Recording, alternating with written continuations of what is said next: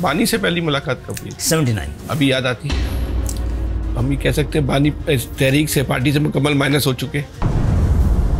मजबूत तरीन तंजीमी ढांचे वाली एमक्यू आज जो एस्टेब्लिशमेंट के पॉलिटिकल असाइलम के ऊपर है, और जिस दिन ये पॉलिटिकल असाइलम खत्म हो गया, आप कहाँ होंगे? पॉलिटिकल असाइलम नहीं है, पॉलिटिकल असाइलम मतलब सारे ऑफिस खुल जाते हैं। जिन लोगों ने आपके साथ एमक्यूएम का इंतजाम करवाया, उन लोगों से जाके आपने पूछा यार आपने हमारे साथ क्या किया है? एमक्यूएम का नारा, अब जो नारा मौजूदा, पहले से मजबूत, मुस्तहकम और मुतहद, ये नारे से ज्यादा लतीफा नहीं लगता? हमने आम तासुर को तो खत्म कर दिया। इंतजाम जो है वो एमक्यूएम पर ड्रोन अटैक था। ड्रोन के जरिए बहुत सारे काम लिए जाते हैं। आप समझते हैं कि एमक्यूएम का जितना नुकसान वाबस्तगान एमक्यूएम ने पहुंचाया, इतना इसके मुखालफिन नहीं पहुंचा सके? ऐसा ही ऐसे ही आज आप महाजिर कौम से माफी मांगते हैं।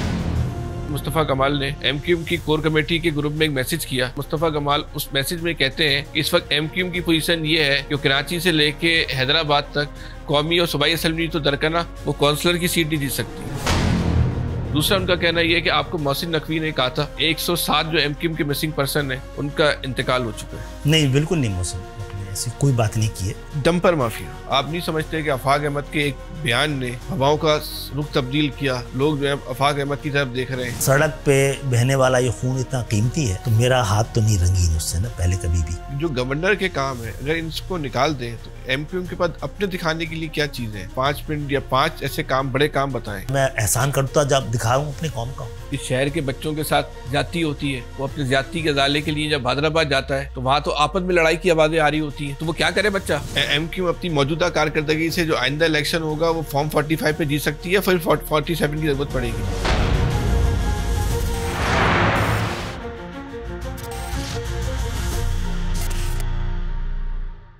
औज़ुबिल्लाहि मिनश्शैतानिर्रजीम, बिस्मिल्लाहिर्रहमानिर्रहीम। आज हमारे साथ मौजूद है एमक्यूएम के सरबराह खालिद मकबूल सिद्दीकी। खालिद मकबूल सिद्दीकी का शुमार पाकिस्तान की उन चंद सियासतदानों में होता है जिन्होंने अपना किताबों के साथ जो है रिश्ता कायम रखा हुआ है। जिन लोगों का किताबों से रिश्ता कायम होता है उनकी गुफ्तगू में भी नज़र आता है, और जिनका रिश्ता किताबों से नहीं होता वो भी उनकी गुफ्तगू में झलकता है। खालिद भाई कैसे हैं आप? जी मैं ठीक हूँ फैसल, बहुत शुक्रिया, आपने टाइम दिया।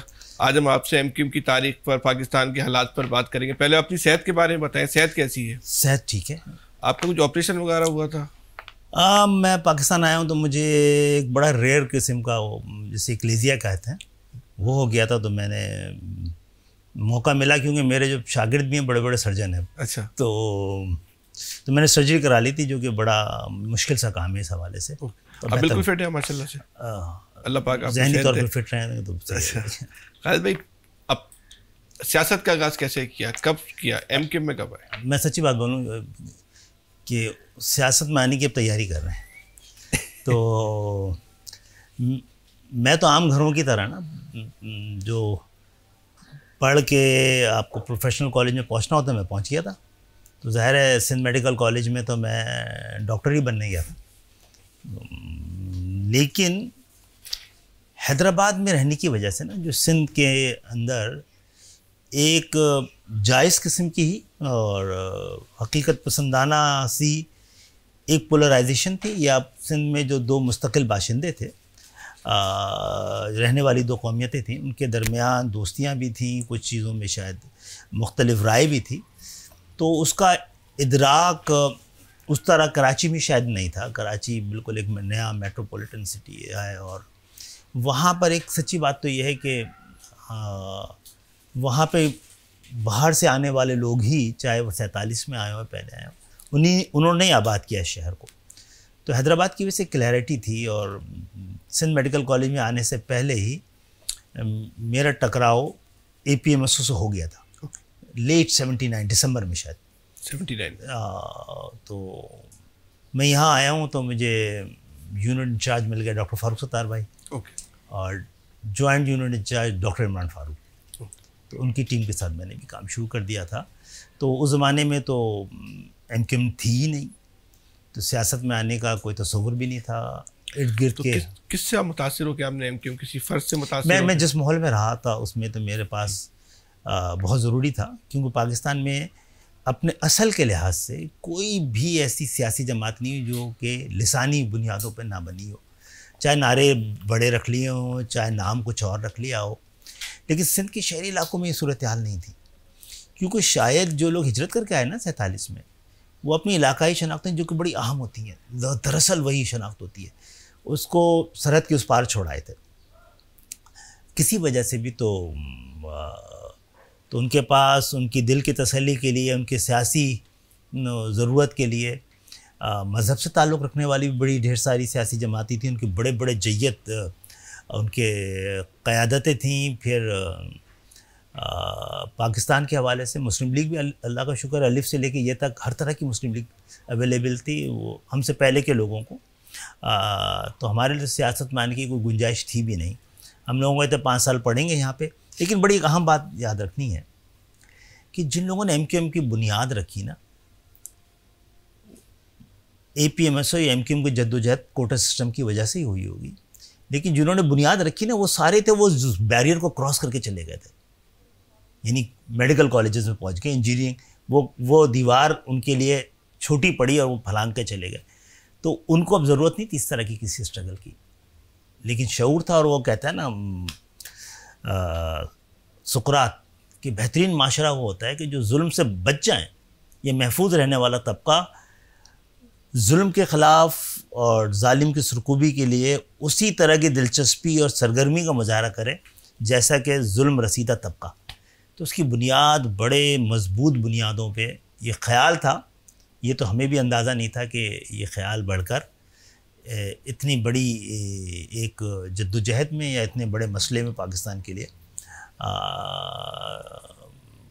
किसी वक्त में हमारे सामने होगा, या हमें ये हमारी ज़िंदगियाँ से अलग हटके, ज़िंदगी तो हमारी थी, बसर MQM ने की है।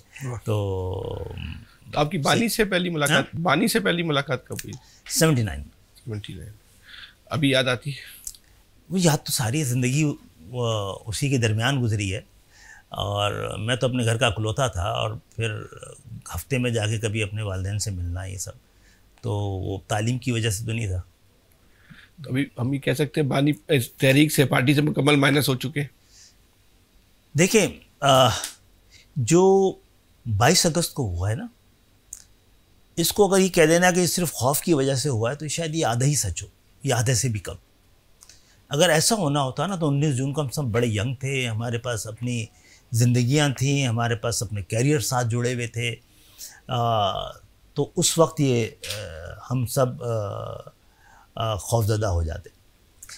22 अगस्त की वजह से सच्ची बात ये कहने दीजिए कि 10, 12, 8, 7, 8 साल तो कुछ ऐसे हालात का शिकार हो रहे थे कि सबके जहन बन रहे थे कि कुछ चीज़ें ऐसी हो रही थी पार्टी में जो कि नहीं होती तो वो पार्टी बहुत मजबूत होती। आप वजाहत करें आज कौन सी? वजाहत ये कि मैं समझता हूँ कि उम्र भी हो सकती है, उम्र भी हो सकती है, हम सब की है तो उनकी भी हुई होगी, दूरी भी हो सकती है, ज़हनी सेहत का मसला भी था, और बहुत सारे ऐसी चीज़ें थी जब मैं ये नहीं चाहूँगा कि जिनके साथ इतना काम किया उस हवाले से बहुत डिटेल में जाऊँ ना। बिल्कुल सही।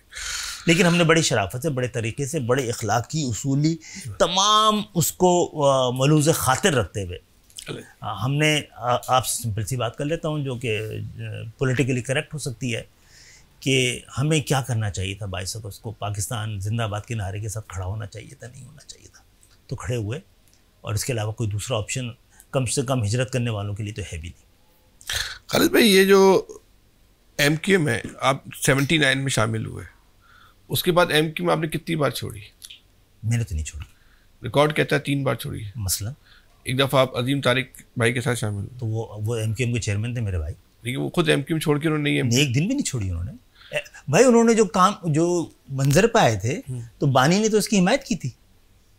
उन्होंने तो जो वो तो एक बयान की, तो उन्होंने तो आपकी 22 अगस्त की भी हिमायत की थी। हाँ, वो भी की थी, क्योंकि वो भी पार्टी के अंदर से हुई थी। पार्टी तो नहीं छोड़ी ना, आपको लीडरशिप को कह सकते हैं छोड़ दिए वो।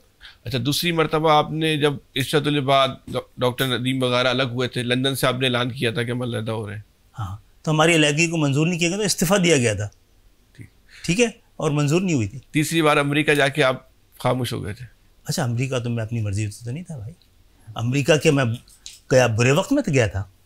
अमेरिका, जिस वक्त मैं अमेरिका में था ना, तो यहाँ पे तो बाहर का मौसम आया हुआ था, मुशर्रफ साहब का दौर था। जब ये खज़ा, मैं तो कहता था खज़ा का दौर होगा, मौसम में गुल जा चुका होगा, कफस से जब हम छूटेंगे तो दुनिया दूसरी होगी। हमारे तो दुनिया दूसरी शुरू हो चुकी थी। मैं आया हूँ से एक साथी लापता हो चुके थे जब मैं पहुंचा हूँ। तो मुझे तो बुरे वक्त में भेजा गया। तो जिन लोगों के हाथ में चमन का कंट्रोल था उन्होंने आपको बाहर से दूर रखा। हाँ, मेरा ख्याल है वो एक मंसूबाबंदी के तहत। नहीं, मैं समझता हूँ वो सबसे भारी दौर है एमक्यूएम पे। इसको तफसील में भी जा सकते हैं हम किसी वक्त में।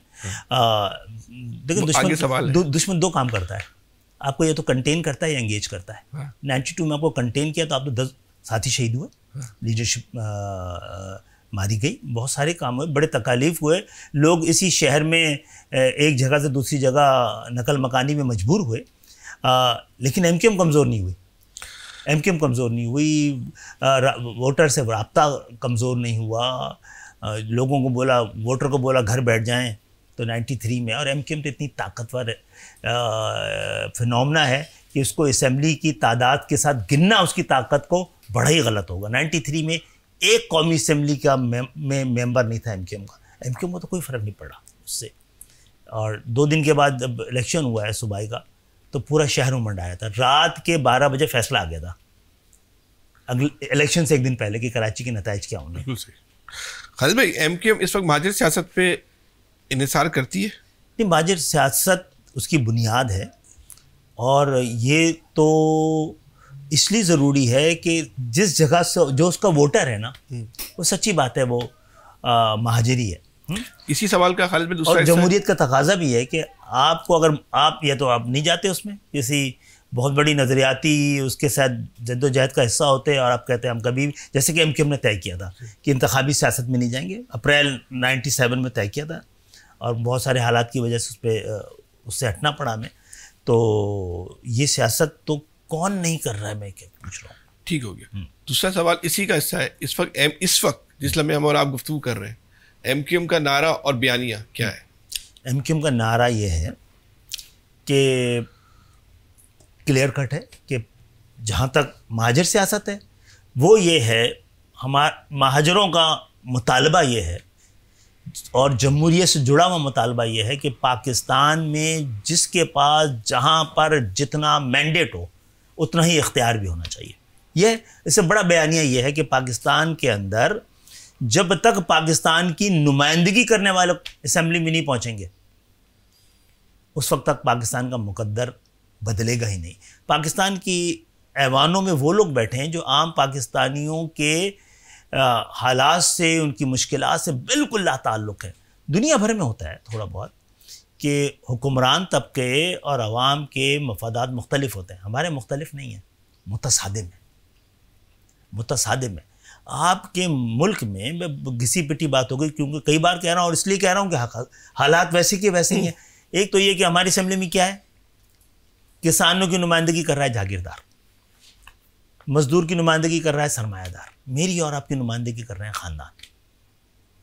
और यही आसान सियासत है, यही पाकिस्तान की सियासत का तकाजा है। एमक्यूएम इसके साथ हम आहंग हो जाए तो इसकी मुश्किलात बड़ी कम हो जाएंगी। खालिद भाई, जो आप नारा और बयानिया बोल रहे हैं, बता रहे हैं, ये इस कमरे में कैद है। क्यों, मैंने कब नहीं कहा? इस आम आदमी जो है आपकी तक आपकी आवाज़ नहीं पहुँच रही। मैं मिसाल देता हूँ, इस वक्त कराची का ये क्लेम है, हम ये कह सकते हैं कि महाजरों की कराची की नुमाइंदा जमात है। जी है, ठीक। कराची का एक क्लेम है कि वो इस वक्त पाकिस्तान के वसाइल पे, पाकिस्तान का उसके वसाइल पे कब्जा है। सही है, कराची को उसका हक नहीं मिल रहा। लेकिन जो आवाज़ें, जितनी मजबूत और ताकतवर आवाज़ें हमें KPK से सुनाई देती हैं, बलूचिस्तान से सुनाई देती हैं, उनके हकूक़ की। हाँ, जो लोग पाकिस्तान के नारे के साथ और आइन के साथ खड़े हुए हैं, वो लोग, हाँ, जो भी रियासती पॉलिसी अपनी जगह है। आपने जिस कमरे की बात की जहाँ बैठ की, ये बात तो मैंने ऐवान में की जो आपको दोहरा रहा हूँ मैं। मैं वो शिद्दत नहीं है, जो शिद्दत जो है हमें मारंग में मिलती है, जो शिद्दत हमें मंजूर पश्तीन में मिलती है, जो हमें मेंगल में मिलती है, जो KPK के लोगों में मिलती है, वो शिद्दत एमक्यूएम के लोगों में नहीं। एक तो ये कि हमारा ये इस शिद्दत से गुजरे हैं तो पाकिस्तान की वाहिद अपोजिशन है मेरे भाई। किसी का दफ्तर बंद है क्या? आपके दफ्तर बंद है इसलिए कि आपकी मजबूरी ये है कि ये बयानिया कह लें या डायलॉग कह लें कि पाकिस्तान आम जो हिजरत करके लोग आ गए, जो सब कुछ पाकिस्तान के लुटा के आए ना, वो एक हद से ज़्यादा उनके खून में पाकिस्तान, उनके रगों में पाकिस्तान लहू बन के दौड़ रहा है। वो भाई 92 में ऑपरेशन हो गया तो क्या लड़ लिए क्या? पूरी MQM के पास पूरे सिंध के शहरी इलाकों का मैंडेट था, तो हथियार उठा लिया क्या? छुप गए।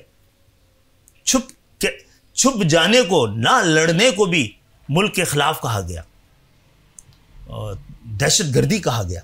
लड़ लिए थे क्या? हम सब तो छुप गए थे इसलिए बच गए। और कोई अपनी रियासत से थोड़ी लड़ता है, शिकायत करते हैं और अब शिकायत हमने की है, ऐसा तो नहीं भुगत रहे।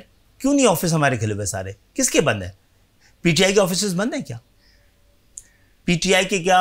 इमरान खान साहब जेल में, तो हमारी भी लीडरशिप सारी जेलों में रही है ना। फारूक भाई कितने अरसे रहे हैं, और गली गली बाढ़, मोहल्ला मोहल्ला इसार कहाँ पाकिस्तान में हुआ है भाई? यहाँ नहीं हुआ क्या? अब एक ख़ास पीरियड से गुजर रहे हैं। देखें, अब इस आपके प्रोग्राम के ज़रिए किसी ने, अल्लाह ना करे, किसी वजह से इमरान खान साहब अवेलेबल ना हो PTI को, तो आपको क्या लगता है PTI का क्या मुस्तकबिल होगा? ख़त्म हो जाएगी। ख़त्म हो जाएगी। तो यार 22 अगस्त हमारे पास भी तो आ गया था ना, हमने खुद किया हो। तो MQM के बारे में, तो उसके स्ट्रक्चर के बारे में, MQM के अंदाज के बारे में, MQM की शिद्दतों, राब्तों के को देख के लोग कहते थे कि जिस दिन कोई ऐसा दिन आया तो MQM तो पहले घंटे में ख़त्म हो जाएगी। लेकिन 7वां 8वां साल शुरू हो गया। ना सिर्फ जिंदा हैं, लेकिन क्योंकि तकसीम का तासुर बड़ा ज़रूरी था देना लोगों को, हमारे ख़िलाफ़ के लोगों को, तो उसकी बुनियाद में मैंडेट के कम होने का तासुर भी हुआ। अच्छा, मैंडेट ऊपर नीचे हो भी सकता है, बहुत सारे बयानिए जो लोग चाहते होंगे इस वक्त होना चाहिए, हमारा शायद नहीं है, हमारा है, तब्दील नहीं हुआ है। उसकी शिद्दतों का फैसला हमें करना है।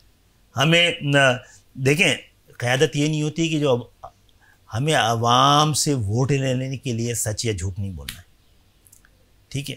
लीडरशिप वो होती है जो आवाम की मर्ज़ी से नहीं चलती है, जो अपना बयानिया रख देती है। अगर आवाम उस बयानी के साथ होती है, आपको वोट दे देती है। तो खालिद भाई, आप तो इस वक्त हुकूमत का हिस्सा हैं, तो लड़ाई किससे जो आपकी दफ्तर नहीं खोलने दे रहा? जंग किससे आपकी? मुखालिफ कौन है आपका? निज़ाम। नहीं, निज़ाम का मुहाफ़िज़ कौन है? जो भी हो। तो आपकी जंग उन लोगों से, वो कबूल नहीं कर रहे आपको। हमें निज़ाम से हम आहंग करने की शायद कोशिश हो रही हो, और हमें भी देखना है निज़ाम के साथ कितना अहम आहंग हो कि हम अपने मकसद से भी पीछे ना हटें। हमारा मकसद तो कोई बहुत बड़ा नहीं है ना।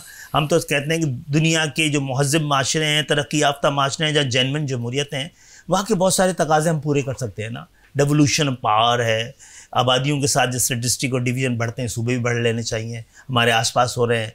अगर नहीं बढ़ते तो सवालात उठ सकते हैं कि अंग्रेज़ों के बनाए गए लिसानी बुनियादों पे पाकिस्तान के अंदर पोलराइजेशन को कायम रखने के लिए जो बनाए गए थे, तो हम 70 साल से या 75 साल से इसको कंटिन्यू क्यों कर रहे हैं? इसके बाद किसी के पास जवाब नहीं है। तो खालिद भाई, ये जो नज़रिया ये बयान कर रहे हैं, एक आम महाजिर आपकी बात पे एतबार क्यों करे? ना करे जी। नहीं, आप इसका, मैं कह रहा हूँ ना करे। हाँ। असल बात तो करैक्टर है ना। MQM कोई फरिश्तों की जमात तो थी नहीं ना, एक फैक्ट्री में बनी थी।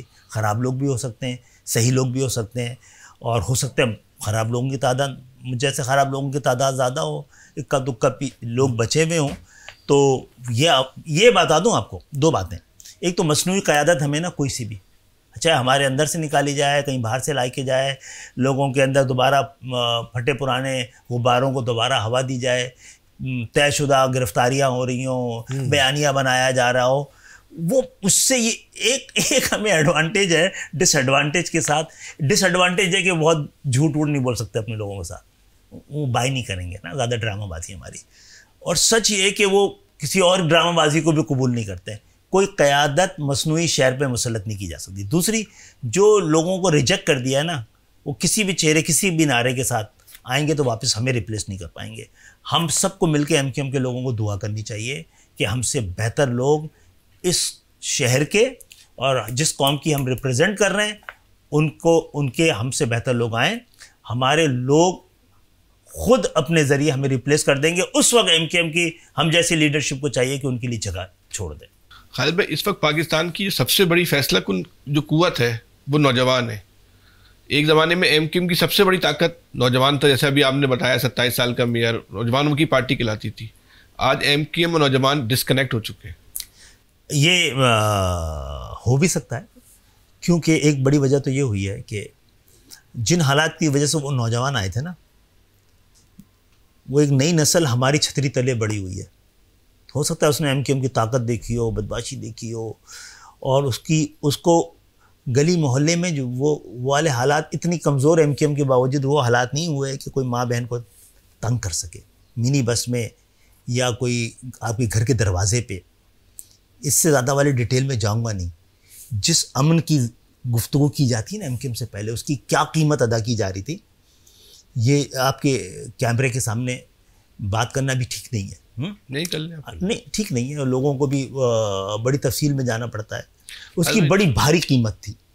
और आज सूरत हाल, तो ये तो आप तस्लीम करते हैं ना, नौजवान डिस्कनेक्ट है एमक्यूएम से। हो सकता हो ये एक सही इलेक्शन, ये इलेक्शन जो है 18 का इलेक्शन आप ना समझें कि हमसे छीना गया है। ये कह दिया जाए कि ये प्रॉपरली आपको रिप्रेजेंट नहीं करता। अगर नौजवान वोट ना देते तो हमारे पास ये मैंडेट नहीं होता जो आज है। फाजिल भाई, एमक्यूएम एक नजरियाती पार्टी थी। नजरियात पे बड़े लेक्चर दिए जाते थे। मैं इस बुरे दौर को बड़ा एमक्यूएम के लिए ना मुनासिब दौर समझ रहा हूँ। ये बड़ा काम आएगा, क्योंकि मैं कहूँगा कि हम सब ने एक वक्त में कहा एमक्यूएम नजरियाती जमात थी, एमक्यूएम बड़ी ताकतवर थी, एमक्यूएम की बड़ी शान शौकत थी। आज कबूल तो किया जा रहा है इस कमज़ोर एमक्यूएम को देखकर। मेरा खुशगुमानी है कि एक कल में बहुत बेहतर ये अभी 1-2 और तजर्बे हो गए ना एमक्यूएम पे, तो इसके बाद से जो एमक्यूएम निकलेगी ना, शायद उसमें मैं हूँ ना हूँ, एक बहुत बेहतर एमक्यूएम निकल के आएगी। अल भाई, एमक्यूएम का जो तंजीमी ढांचा था, उस पर पूरी एमक्यूएम खड़ी थी। दुनिया में पढ़ाया जाता था, बल्कि आने वाले वो कभी शायद वो आज भी 11 PhD हुई हैं दुनिया में, पाकिस्तान में नहीं, एमक्यूएम पर। 2 तो मैंने लिए बार्सन नोबल से खरीद दी। अच्छा, इतनी अहम थी कि बार्सन नोबल भी रखी थी। आज वो एक मजबूत तरीन तंजीमी ढांचे वाली एमक्यूएम आज जो एस्टेब्लिशमेंट के पॉलिटिकल असाइलम के ऊपर है, और जिस दिन ये पॉलिटिकल असाइलम ख़त्म हो गया, आप कहाँ होंगे? अच्छा, पॉलिटिकल असाइलम नहीं है। पॉलिटिकल असाइलम होता तो सारे ऑफिस खुल जाते, सारी मजबूरियां ख़त्म हो जाती। तो एक प्रोसेस होता है ना पॉलिटिकल असाइलम में, 3-4 साल में केस कम्प्लीट होता है। नहीं, ऐसा बाकियों के साथ क्यों नहीं है? जिनको सारी सहूलतें वो पॉलिटिकल असाइलम पे नहीं है। अच्छा। जिनके ऊपर पाबंदियां हैं अभी तक, वो पॉलिटिकल असाइलम पे कैसे हो सकता है यार? तो उनको यकीन नहीं आ सकता लोगों को। लेकिन कि ये ठीक भी हो सकते हैं। ठीक करने का मकसद क्या है? थोड़ा सा हमें भी तमीज़ का मुजाहरा करना चाहिए था ना। एक वक्त में पाकिस्तान के इमरान खान साहब के दौर में माशाल्लाह पाकिस्तान की सियासत के जुम्मा बाजार ने इतनी तरक्की की कि एक सेनेटर की कीमत 74 करोड़ तक पहुंच गई। 74 करोड़। ठीक है, एमक्यूएम का फंड ही नहीं थे। एमक्यूएम के ऊपर फंड ही नहीं थे। सबसे भाई आप कहेंगे ना वो वाली एमक्यूएम, उस एमक्यूएम को तो कोई, फैसल गौर से देखो, उस एमक्यूएम को तो कोई प्रॉब्लम ही नहीं थी जो बानी कर रहे हैं ना आप। सारे ऑफिस खुले हुए थे। 2 अरब रुपए की तो खाले जमा करते थे यार। अब 1 रुपए की भी जमा कर रहे हैं। 50-60 करोड़ रुपए ज़कात फितरे में आती थे। फिर बाकी भी। तो आप तो एसी बंद करते रहते हैं, ऑफिस का लाइटें बंद करते रहते हैं, जिसका तजर्बा ही नहीं था मौजूद। मैं अल्लाह का शुक्र उस वाले एमक्यूएम के दौर में नहीं था, जो रियली परेशान थी एमक्यूएम पैसे कहाँ खर्च करे। कितना पैसा था ना भाई? पाकिस्तान की अमीर तरीन पार्टी बन गई थी। नहीं थी ना। नहीं, जिस जमाने में पैसा बहुत आ गया था। अमीर तरीन पार्टी थी, अफराद नहीं थे किसी वक्त में ना। हाँ। क्योंकि लिखवाती भी थी। बाकी तो सारी कंगली पार्टियां हैं। अरबपति लीडरशिप की सारी कंगली पार्टियां भी थी जो जमा कराती थी। हाँ, शायद वो लोग भी ना हो, करप्शन भी तो होती होगी। अच्छा, जो अरबपति भी थे वो टैक्स देने में तो सारे बिल्कुल यतीम से ही थे ना। तो एक बात आपकी काटते हैं, जो आपने कहा इतना पैसा जमा होता था, उसमें एमक्यूएम के लोग उसमें करप्शन भी करते थे। पैसे की डंडी वंडी मार के भी उन्होंने, देखिए, बहुत सारे लोगों के बारे में इल्जाम है कि उन्होंने एमक्यूएम में बहुत करप्शन की है। बहुत, इससे तो आप भी इनकार नहीं कर सकते। अच्छा, मैंने आपसे पहले से कहा कि ना फरिश्तों की जमात थी और ना ही किसी एमक्यूएम के फंड में। एमक्यूएम के फंड में 1-2 वाकयात मैंने सुने जिसके ऊपर एक्शन ना लिया गया होता तो फिर तो अलग बात ही, एक्शन लिया गया। अच्छा, और ऐसे वो क्यों हुई? क्योंकि जब इतना बड़ा ऑपरेशन हो गया, सब हो गया, नौजवानों की ज़िंदगी खतरे में थी, तो एक बार क्या किया, 9-0 पे उन लोगों से एमक्यूएम चलवाई गई जिन्होंने 9-0 देखा ही नहीं था पहले। ठीक है, तो हर तरह के लोग आए, जो चल सके साथ उनको चलाया, किसी का एहसान नहीं रहने दिया। सब इलेक्शन लड़ने के काबिल थे या नहीं थे, सबको इलेक्शन भी लड़ाया गया, इज्जत भी दी गई। उनकी बहुत से लोग अपनी उम्र गुजार के चले गए और कुछ लोगों को शुक्रिया करके वापस भेज दिया गया। फिर भी अभी आपने कहा कि 2 अरब तो खालों से जमा होते थे, 50-60 करोड़ रुपए सदका खैरात में आते, 2.5 अरब रुपए तो ये हो गए, फिर फंड हो गया और जगह से ठेकों का सिस्टम से भी पैसे आते थे। अच्छा, ये मुझे नहीं पता, मैं उस वक्त नहीं था। मजबूत तौर पे साल में एमक्यूएम कितने पैसे जनरेट कर लेती थी? मैं उनमें से हूँ कि बदनसीब ने बड़ा मुश्किल वक्त वाला देखा हुआ था। अच्छा वक्त आ ही रहा था कि ऑपरेशन आ गया था। अच्छा, तो अच्छा खालिद भाई, मैं भी ख़राब होने के बड़े मुझ में जरासीम है, हालात ने होने नहीं दिया। अच्छा खालिद भाई, बिल्कुल स्ट्रेट फॉरवर्ड सवाल है। महाजिर कौम समझती है कि महाजिर कौम के साथ जो इस वक्त बर्ताव हो रहा है इसकी जिम्मेदार सिर्फ और सिर्फ एमक्यूएम? बिल्कुल सही है, सही समझती है। एमक्यूएम के तर्ज सियासत की वजह से हाँ। ये हो सकता था। एमक्यूएम भी पाकिस्तान की सियासी जो तकाजे हैं ना, हाँ। उसके साथ जुड़ के रह लेती, एक आम सियासी जमात बन जाती। हम सब पेशावर, मैं जिस जगह खड़ा हूँ ना, मुझे तो बड़ा सूट करता है, मुझे तो बड़ा सूट करता है। मैं तो अपनी तस्वीरें भी नहीं लगाने देता, ये 2 बार हटवा चुका हूँ। इलेक्शन के वक्त में लगी हुई थी, आपने बहुत देखी भी नहीं होंगी। मैं तो कोशिश करता हूँ अपने ऑफिस में दूर गाड़ी खड़ी करूँ, पैदल चल के ऑफिस आऊँ, कि वो लीडरशिप का दौर गुजर गया। हम सबको आम डबल आपके बुलेट प्रूफ कौन सी गाड़ियाँ वहाँ खड़ी होती है हैदराबाद, वो सब लोग अपने सबके मुताबिक उन सबको ये जो उनकी डिग्रियाँ हैं ना, उसके बलबूते पे मिली है। मैं तो, मेरे पास तो इतनी बड़ी डिग्री नहीं, मैं MBBS ही किया है, एक PhD छोड़ के आ गया था मैं। तो कौन सी डिग्री है? कौन सी डिग्री है? तो जो हो सकता है, तो देखो करप्शन तो हम ही लोग, वो सब लोगों ने तो नहीं की, जो फरिश्ते लोग थे वो तो पार्टी की करप्शन की वजह से चले गए थे ना बाहर। तो बहरहाल फिर कह रहा हूँ कि MQM आप कह रहे हैं ना, पूरा ढांचा था नीचे तक, सही बदतरीन दौर में भी था ना, जब MQM ने रियासत के बजाय सियासत आ गई थी 95-96 में, तो सियासत का मुकाबला तो किया ना सड़कों में, रोडों पे नहीं किया। अच्छा, रियासत से तो नहीं लड़ना चाहिए, बिल्कुल बगावत कहलाती है, और हम ना लड़ेंगे, ना लड़े हैं कभी ना, और इज्जत करते हैं बहुत बड़ी। मामला ये है कि अभी हमने बल्दियाती इलेक्शन में क्यों हिस्सा नहीं लिया? जो कहते हैं कि वो आपको यकीन जानी नहीं थी जीत जाएंगे आप। चलो हार भी जाते। गवर्नर हाउस में इजलास हुआ था, वहाँ पे आपके लोगों ने मुतालबा किया कि हमें आज ही जो है ना फॉर्म 45 जिस तरह हमने 2018 में तहरीक इंसाफ को दिए गए थे, जो आखिरी इजलास गवर्नर हाउस में चल रहा था, वो हमें दे दिए जाए। तो हम इलेक्शन में लड़ने को, या 80 सीटों पे फॉर्म 47 तो 1947 वाली फॉर्म 47 का 50 नहीं, ऐसा नहीं है। मामला ये है कि दफातर थे नहीं, तो लोग चबूतरों में बैठ के, मैदानों में बैठकर काम कर रहे थे, वोटर लिस्ट का छापा पड़ता था। जब आप बोल रहे थे ना MQM हुकूमत ने थी, तो कश्मीर डे पे भी MQM का इतना छोटा सा लगा हुआ बैनर, ये बैनरों के कब्रिस्तान में से ढूंढ के MQM का उतार लिया जाता था। इसका मतलब आप किसी के लिए खतरा है ना, इतने कमजोर होने के बावजूद। तो अब हम अपनी ज़रूरत के तहत बल्दियाती लें, हमारे कारकुनान गायब भी हो जाएं, उनके ऊपर इतना तशद्दुद होना शुरू हो गया था कि उसका शोर भी नहीं था, तो लड़ ही नहीं सकते थे। ये हालात थे, ये फुल फ्लैश कोई ऑपरेशन नहीं था, लेकिन गली मोहल्ले में बैठे लियाकताबाद में रोज़ाना उसको मारा, इसको पीटा, वो वोटर लिस्ट लेके छिन गए। तो ये था कि ऐसा माहौल ही नहीं बनने दिया जा रहा था कि आप इलेक्शन कैंपेन चलाते। जब कहा जाने लगा तो उस वक्त तक देर हो चुकी थी। भाई, जो आज महाजिर कौम की सूरत हाल है, इसमें जो MQM का किरदार है, आज आप समझते हैं कि आप महाजिरों के सबसे बड़े लीडर हैं, तो आज आप महाजिर कौम से माफ़ी मांगते हैं? मैंने तो आपसे कहा कि महाजिर कौम के लिए माफ़ी इसलिए नहीं मांगेंगे कि हमने उनके लिए जो बेहतर समझा था, और पाकिस्तान के लिए भी ज़रूरी थोड़ी था महाजिर नारे पे काम करते। पाकिस्तान की अब कौन सी सियासी जमात ऐसी बची है जहाँ ख़ानदानी सियासत ना हो? तहरीक इंसाफ है, तहरीक इंसाफ जमात इस्लामी है। नहीं, तहरीक इंसाफ में खान साहब के बच्चे क्योंकि बाहर है ना, बाकी तो सारे जागीरदार बडेरे वो और उनके बच्चे नहीं खड़े हुए इलेक्शन। जमात इस्लामी है। जमात इस्लामी बड़ी हद तक बिल्कुल सही है वो। अच्छा, लेकिन जमात इस्लामी को भी जब ख़वातीन के नशिस्तों का मामला आया ना, हाँ, तो काजी हुसैन साहब की बेटी और मुनव्वर हसन साहब की बेगम, नूरानी साहब की बहन, ये सब खड़े हुए ना। MQM में तो किसी एक की भी बहन, बेटी, बीवी ख़वातीन की नशिस्तों के लिए नहीं हुई। जमात इस्लामी है, लेकिन उससे बेहतर शक्ल जो हमारी है। ठीक है खालिद भाई, 22 अगस्त हुआ, उसको हम एक तरफ रखते हैं। आप अल्ताफ हुसैन बानी एमक्यूएम के करीब तरीन लोगों में आपका शुमार होता था। ये भी गुमानी है। गुमान, चले हम इस गुमान के साथ चलते हैं आगे। आप जो है वो वफाकी वो अच्छे दौर में मुझे बाहर रखते। अच्छा, आप वफाकी वजीर भी बने। एक इल्ज़ाम लगा बानी तहरीक पे रा के एजेंट होने का, किसी और ने नहीं लगाया, आपके लोगों ने लगाया जो आपके साथ बैठे। नहीं, हमने तो नहीं लगाया कभी, आपके साथ बैठे हुए लोगों ने लगाया। चले। मैं पूछना चाहता हूँ कि कभी आपको महसूस हुआ कि वो रा के लिए काम करते हैं लंदन के लोग, या एमक्यूएम लंदन के लिए काम करती है? अच्छा, मैं क्योंकि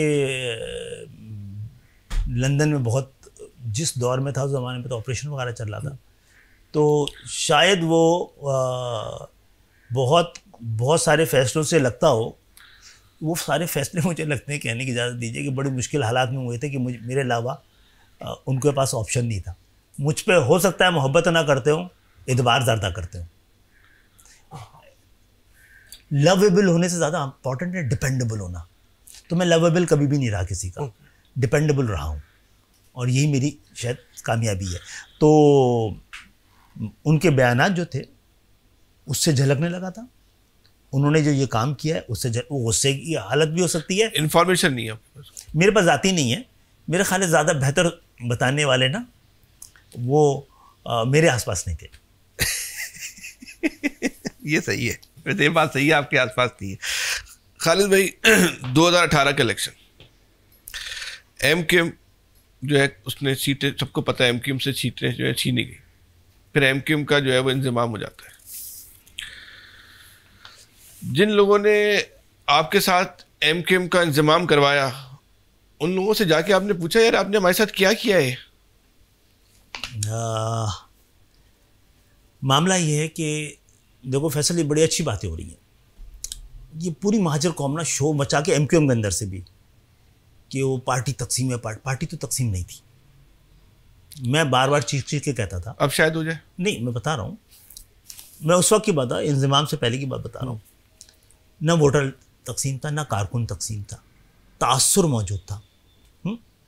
मैं बार बार कहता था कि चेहरों की तकसीम को तंजीमों की नज़रियात की तकसीम नहीं कहा जाता। तो हमारे साथ बैठे हुए ही एमक्यूएम की बात कर रहा हूँ, 22 अगस्त की जो टीम थी ना, वो कहते खालिद भाई हालात तब्दील हो गए और आप बाहर रह के इस हवाले से इन ज़मीनी हक़ाइक़ से बहुत ज़्यादा वाकिफ़ नहीं है। तो मैं कहा एमक्यूएम को सियासत की खातिर अपने उसूलों को छोड़ना पड़े तो सियासत करना इतना ज़रूरी तो भी नहीं है ना। तो ये तासुर ख़त्म करने के लिए बार बार खड़े होकर मैं भी कहता था भाई कि जिसको आना है एमक्यूएम में आ जाए, एमक्यूएम के उसूलों के तहत। ठीक है। तो जब आने लगे तो किसी के कहने पर आए थे अपनी मर्जी से? कौन? नहीं, जब हमने कहा था उस वक्त तो हम अपनी मर्जी से कह रहे थे, और उस वक्त हमारे इस तरह की कोई शक्ल होती तो पाकिस्तान एमक्यूएम का बना हुआ ढांचा है, उसके अंदर फिट इन करते लोगों को। देखिए एक बात तो ये है कि मैं तो नहीं था जनाब आदि, हकीकी का हुआ है ना, तो उनका भी माजी तो बड़ा ख़तरनाक था उस वक्त वाला। मुझे नहीं पता किन हालात की वजह से उस मजबूत एमक्यूएम को किस दबाव का शिकार होना पड़ा कि ये काम किया। एमक्यूएम उस दिन से ही उस तरह की नज़रियाती जमात होने पे सवाल तारीख। आपके चार आमिर खान की तरफ? नहीं, मैं हकीकी की तरफ से बहुत सारे लोग आए। ठीक है भाई, तो नहीं वो तो ठीक है, लेकिन ये ज़मीनी हकीकत है ना कि एमक्यूएम का इंतजाम इस्टेब्लिशमेंट ने कराया। मेरा सवाल वही भाई, आपने इस्टेब्लिशमेंट से जाके पूछा या आपने हमारे साथ क्या किया अब जाके पूछा आपने? नहीं, ये कोई ये इंशाल्लाह आपके प्रोग्राम की मजबूरी है कि मुझे लगता है इंशाल्लाह ताला ये सूरत हाल बहुत लंबे अरसे नहीं रहेगी। इतना मुख्तलिफ, ये इतना गैर मामूली और अनप्रेसिडेंटेड किस्म का मर्जर है जो कि एमक्यूएम जैसी जमात ही कर सकती थी। ठीक है, और इस हालात से निकल जाएंगे। पहले से मजबूत दो बड़ी अहम चीज़ें दरपेश थी ना, 2-3 चीज़ें। एक बल्दियाती इलेक्शन था, एक सेंसस था, एक मैंडेट की वापसी थी। तो बल्दियाती इलेक्शन में अगर एमक्यूएम खड़ी होती तो इतनी सीटें जीत सकती थी कि किसी की मदद से अपना मेयर बना लेती। ठीक है, मेरा मशवरा एमक्यूएम को यह है कि मैं हूँ या ना हूँ, कभी कम से कम कराची हैदराबाद के मेयर के लिए आपको किसी और को वोट मांगना पड़े, उससे अच्छा है आप अपोजिशन में बैठे। भाई एमक्यूएम का नारा, अब जो नारा मौजूदा, पहले से मजबूत, मुस्तहकम और मुतहद, ये नारे से ज़्यादा लतीफ़ा नहीं लगता? हमने आम तासुर को तो ख़त्म कर दिया ना। अरे भाई एमक्यूएम का एक नज़म होता था दुनिया उस नज़म की मिसालें देती थी, ठीक है, जिससे ऑर्गेनाइजेशन उसको बदमाशी कहती थी, उसको बदमाशी कहते थे, उसको बदमाशी कहते थे ना लोग। नहीं, वो तो मुखालफिन कहते थे ना। हमने ये ताकत, हमारे सारे लोग ही कहते थे, हमने ये ताकत अवाम को जो दी थी ना, हाँ, ताकत अवामी को देनी चाहिए ना इलेक्शन के बाद। फारूक सत्तार के घर पे आके, डॉक्टर फारूक सत्तार के घर पे आके लोग बैल के ऊपर हाथ रख के ना हटाते ही नहीं थे कि बाहर निकलो भाई, 6 बजे उनके घर में घुस जाते थे। तो ये बदमाशी तो ताकत अवाम की बदमाशी नहीं, उनका हक था ना कि एक को वोटर दिया है, तो इसी को बदमाशी कहा। एमएनए को कहना खड़ा कर दिया। भाई एमएनए, अगर एमएनए को इजाज़त तो नहीं चाहिए कि वो अवाम से वोट ले और अवाम के दरमियान ना हो, इसी वादे पर आया हो, तो उससे सवाल करते थे, तो उसमें भी सबको इतराज़ होता था। ये नज़म था ना। हाँ, नज़म था ना, हम भी तो कहते हैं नज़म था। लेकिन अभी एमक्यूएम में लोग जत्ते के जत्ते आते हैं, नारेबाजी करते हैं, इसको हटा दो, उसको हटा दो। आप हैसियत चेयरमैन कोई कार्रवाई नहीं करते? डरते हैं आप? जी डरते? जी, मैंने कहा है ना, करेंगे। ठीक हो गया। खालिद भाई, जब इंजमाम हुआ 2018 का, सीटें एमक्यूएम से छीनी गई, आप इस वक्त फोर्ट मैंने जो आखिरी इलेक्शन था ना, हाँ, मेरा गुमान है कि उतना ही बड़ा था जितना कभी पहले होता था। 2018 का आखिरी इलेक्शन, ठीक, उसमें मैंने पहले कह दिया था, बिल्कुल सही, किसी को कहा था कि अगर आपने कल हमारा वोट गिना नहीं ना तो तोलना पड़ जाएगा। सीट 7 कर दी थी, असरात वही रहे 14-18 सीटों का। खालिद भाई, 2018 में सब मानते हैं कि एमक्यूएम से सीटें छीनी गई। अब इन कैमरों के सामने आप जो भी बात करें, 2024 में हमको पूरी कौम को पता है, वो जाहिर सी बात है, वो आपकी सियासी मजबूरी कैमरों में बोल रहे हैं।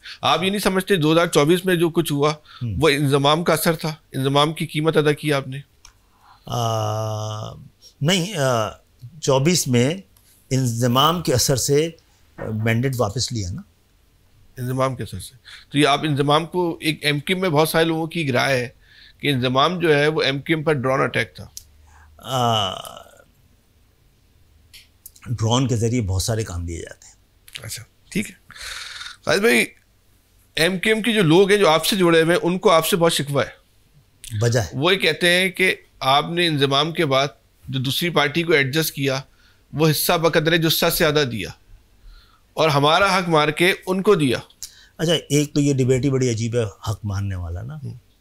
यहाँ तो कोटा है ये, नहीं, ये तो कोटा आ गया एमक्यूएम के अंदर खुद, इसका कोटा इतना हो गया इसका। नहीं, ये नहीं था। ये इसमें तो शख्सियात, उनकी हालात ऐसी नहीं, तो शायद मुझे भी इलेक्शन नहीं लड़ना चाहिए था। वो वाला 18 का भी मैं कोशिश कर रहा था, नई सूरत हाल की वजह से, क्यों पाकिस्तान एमक्यूएम में की शक्ल सही है ये कि लीडरशिप हो, इलेक्शन ना लड़े तो बेहतर होता है। तो असल है, फैसल मैंडेट वापस लेना था किसी भी शक्ल में, वो ले लिया। और अगर आखिरी मैंडेट इस वक्त हमारे पास ही है और ये सूरत हाल चेंज होगी, पूरे मुल्क की सूरत हाल अब उस बात की इंडिकेट कर रही है कि कराची जैसे शहर को मसनूई तरीक़े से नहीं चलाया जा सकता। इस एमक्यूएम को जो जैसी भी है, जहाँ भी है, अगर आम सियासी पार्टियों की तरह चलाया जाएगा तो रहेगी नहीं। सही। और उसको अपने असल की तरफ लौटना चाहिए। एक मॉडल के तौर पे रियासत को भी सोचना चाहिए, सियासत को भी सोचना चाहिए कि भाई नाकामी सही, वो एक तजर्बा है बहुत बड़ा। उसे साबित किया है कि बग़ैर पैसे के इलेक्शन लड़ सकता है एक उम्मीदवार। तो पहुँचने दें हमें, कल छोटी साइज़ हो जाएगा, फिर कल बड़ा साइज़ हो जाएगा। ज़्यादा से ज़्यादा क्या होगा, ज़्यादातर प्रोफेशनल लोग थे, हम लोग अपनी दुनिया में वापस चले जाएंगे। ठीक, और जो प्रोफेशनल नहीं है, जो प्रोफेशनल नहीं है, उनके लिए सियासी जमातों के दरवाजे हमेशा खुले रहते हैं। ठीक है। खालिद भाई, एक और आपके जो लोगों का, हमने असल में आने से पहले लोगों से डिस्कशन की ताकि सवालात बन जाए। उनका कहना ये है कि इंजमाम के बाद जो लोग आपके साथ खड़े हुए और उनको ताकत के जोर पे घर बैठा दिया गया और आपने उनकी दांत में हटाया, तो डॉक्टर सगीर, वसीम आफ्ताब, आमिर खान, वसीम अख्तर। अच्छा, इनसे वसीम, इनके भी मैंने तो उनको में से किसी को आने को मना नहीं किया। नहीं, वो कह रहे हैं ताकत के जोर पे बैठा दिया, नहीं आ सकते, नहीं आ सकते। टेलीफोन तो टेलीफोन समझते, मुझे तो नहीं कहा ताकतों ने भी, और उनको भी जब इन्होंने कोई इससे मिलती जुलती बात की हो तो मैंने बोला आ जाओ। तो अच्छा, आपने कहा? हाँ, आ जाओ, किसी को मना नहीं किया मैंने। अच्छा, जो उसके अलावा भी नाम तो उनको भी मना नहीं किया मैंने। तो इनमें से किसी से सवाल करके पूछ लीजिएगा। लोग एक और बात भी करते हैं कि इस तरह पार्टी नहीं चलेगी खालिद भाई। नहीं चलेगी? नहीं, इस तरह नहीं चलेगी। हाँ, लोगों के साथ खड़ा होना चाहिए। कॉस्ट की कीमत पर खड़ा होना चाहिए लोगों को। अफराद के साथ कॉस्ट की कीमत पर खड़ा होना चाहिए, नहीं होना चाहिए। किसके साथ खड़ा होना चाहिए? तंजीम के साथ खड़ा होना चाहिए। हर वो आदमी जो तंजीम के साथ खड़ा है वो मेरे साथ खड़ा है।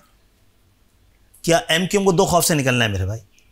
एक तो इलेक्शन के हारने के खौफ से निकलना है और दूसरा गलत बात पे कारकुनों के चले जाने के खौफ से निकलना है।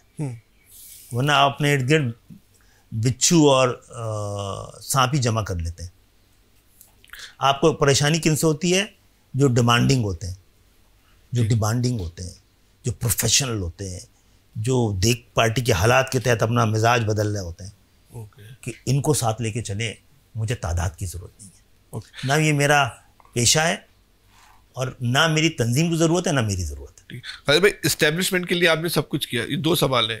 मसलन क्या किया? पूरी सियासत उनके हवाले। जमात इस्लामी की तरह जंग वंग लड़ी है जाके? एक अमूमी तासुर है कि आपने अपनी पूरी सियासत, पूरी पार्टी इस्टेब्लिशमेंट की तासुर पे तो नहीं चलाया जा सकता। हमारे अपने हालात देख के आप ये बोलें, लोगों को तो बड़ी तनकीद थी। तकबीर लिखता था, ऐसी बदमाश पार्टी बनती थी, दंदनाती थी, फिरती थी। जब 92 का ऑपरेशन हुआ तो छुप गए। तो क्या उस दबाव के तहत आगे खड़े हो जाते हैं? हमने दोनों को बचाया ना, पार्टी को भी, एस्टेब्लिशमेंट को भी। लेकिन इस हद तक दबाव के जो आपस के इख्तिलाफात को भी जो है एस्टेब्लिशमेंट की दफातर में हल किया जाता है। हम तो नहीं जाए, मैं तो लेके नहीं किया कभी। आप एस्टेब्लिशमेंट से पूछिए, लोग कहते हैं कि आप इतना डिस्टेंस से क्यों रहते हैं? मैं कहा वो भी रहते हैं, हम भी रहते हैं, क्योंकि हमारे पास दोनों के पास अलग अलग काम है। कुछ ऐसी चीज़ें हैं जिसमें कि लॉ एंड ऑर्डर समेत बहुत सारे इश्यूज आते हैं। तो नहीं, आप कहते हैं कि पार्टी के मसाइल मैं तो लेके नहीं जाता भाई। नहीं, आप लेके नहीं जाती, मान ली बात, ठीक है, लेकिन हल तो हो रहे ना वहाँ पे, कोई और लेके जा रहा होगा। लेकिन उन मीटिंग का तो आप भी हिस्सा रहे। अभी तो कोई ऐसा मसला हल हुआ नहीं है। हल नहीं हुआ ये बात सही है वैसे आपकी। राज भाई, ये आपस के जो इख्तिलाफात हैं एमक्यूएम के, किस ना होते क्या है? ना होते क्या?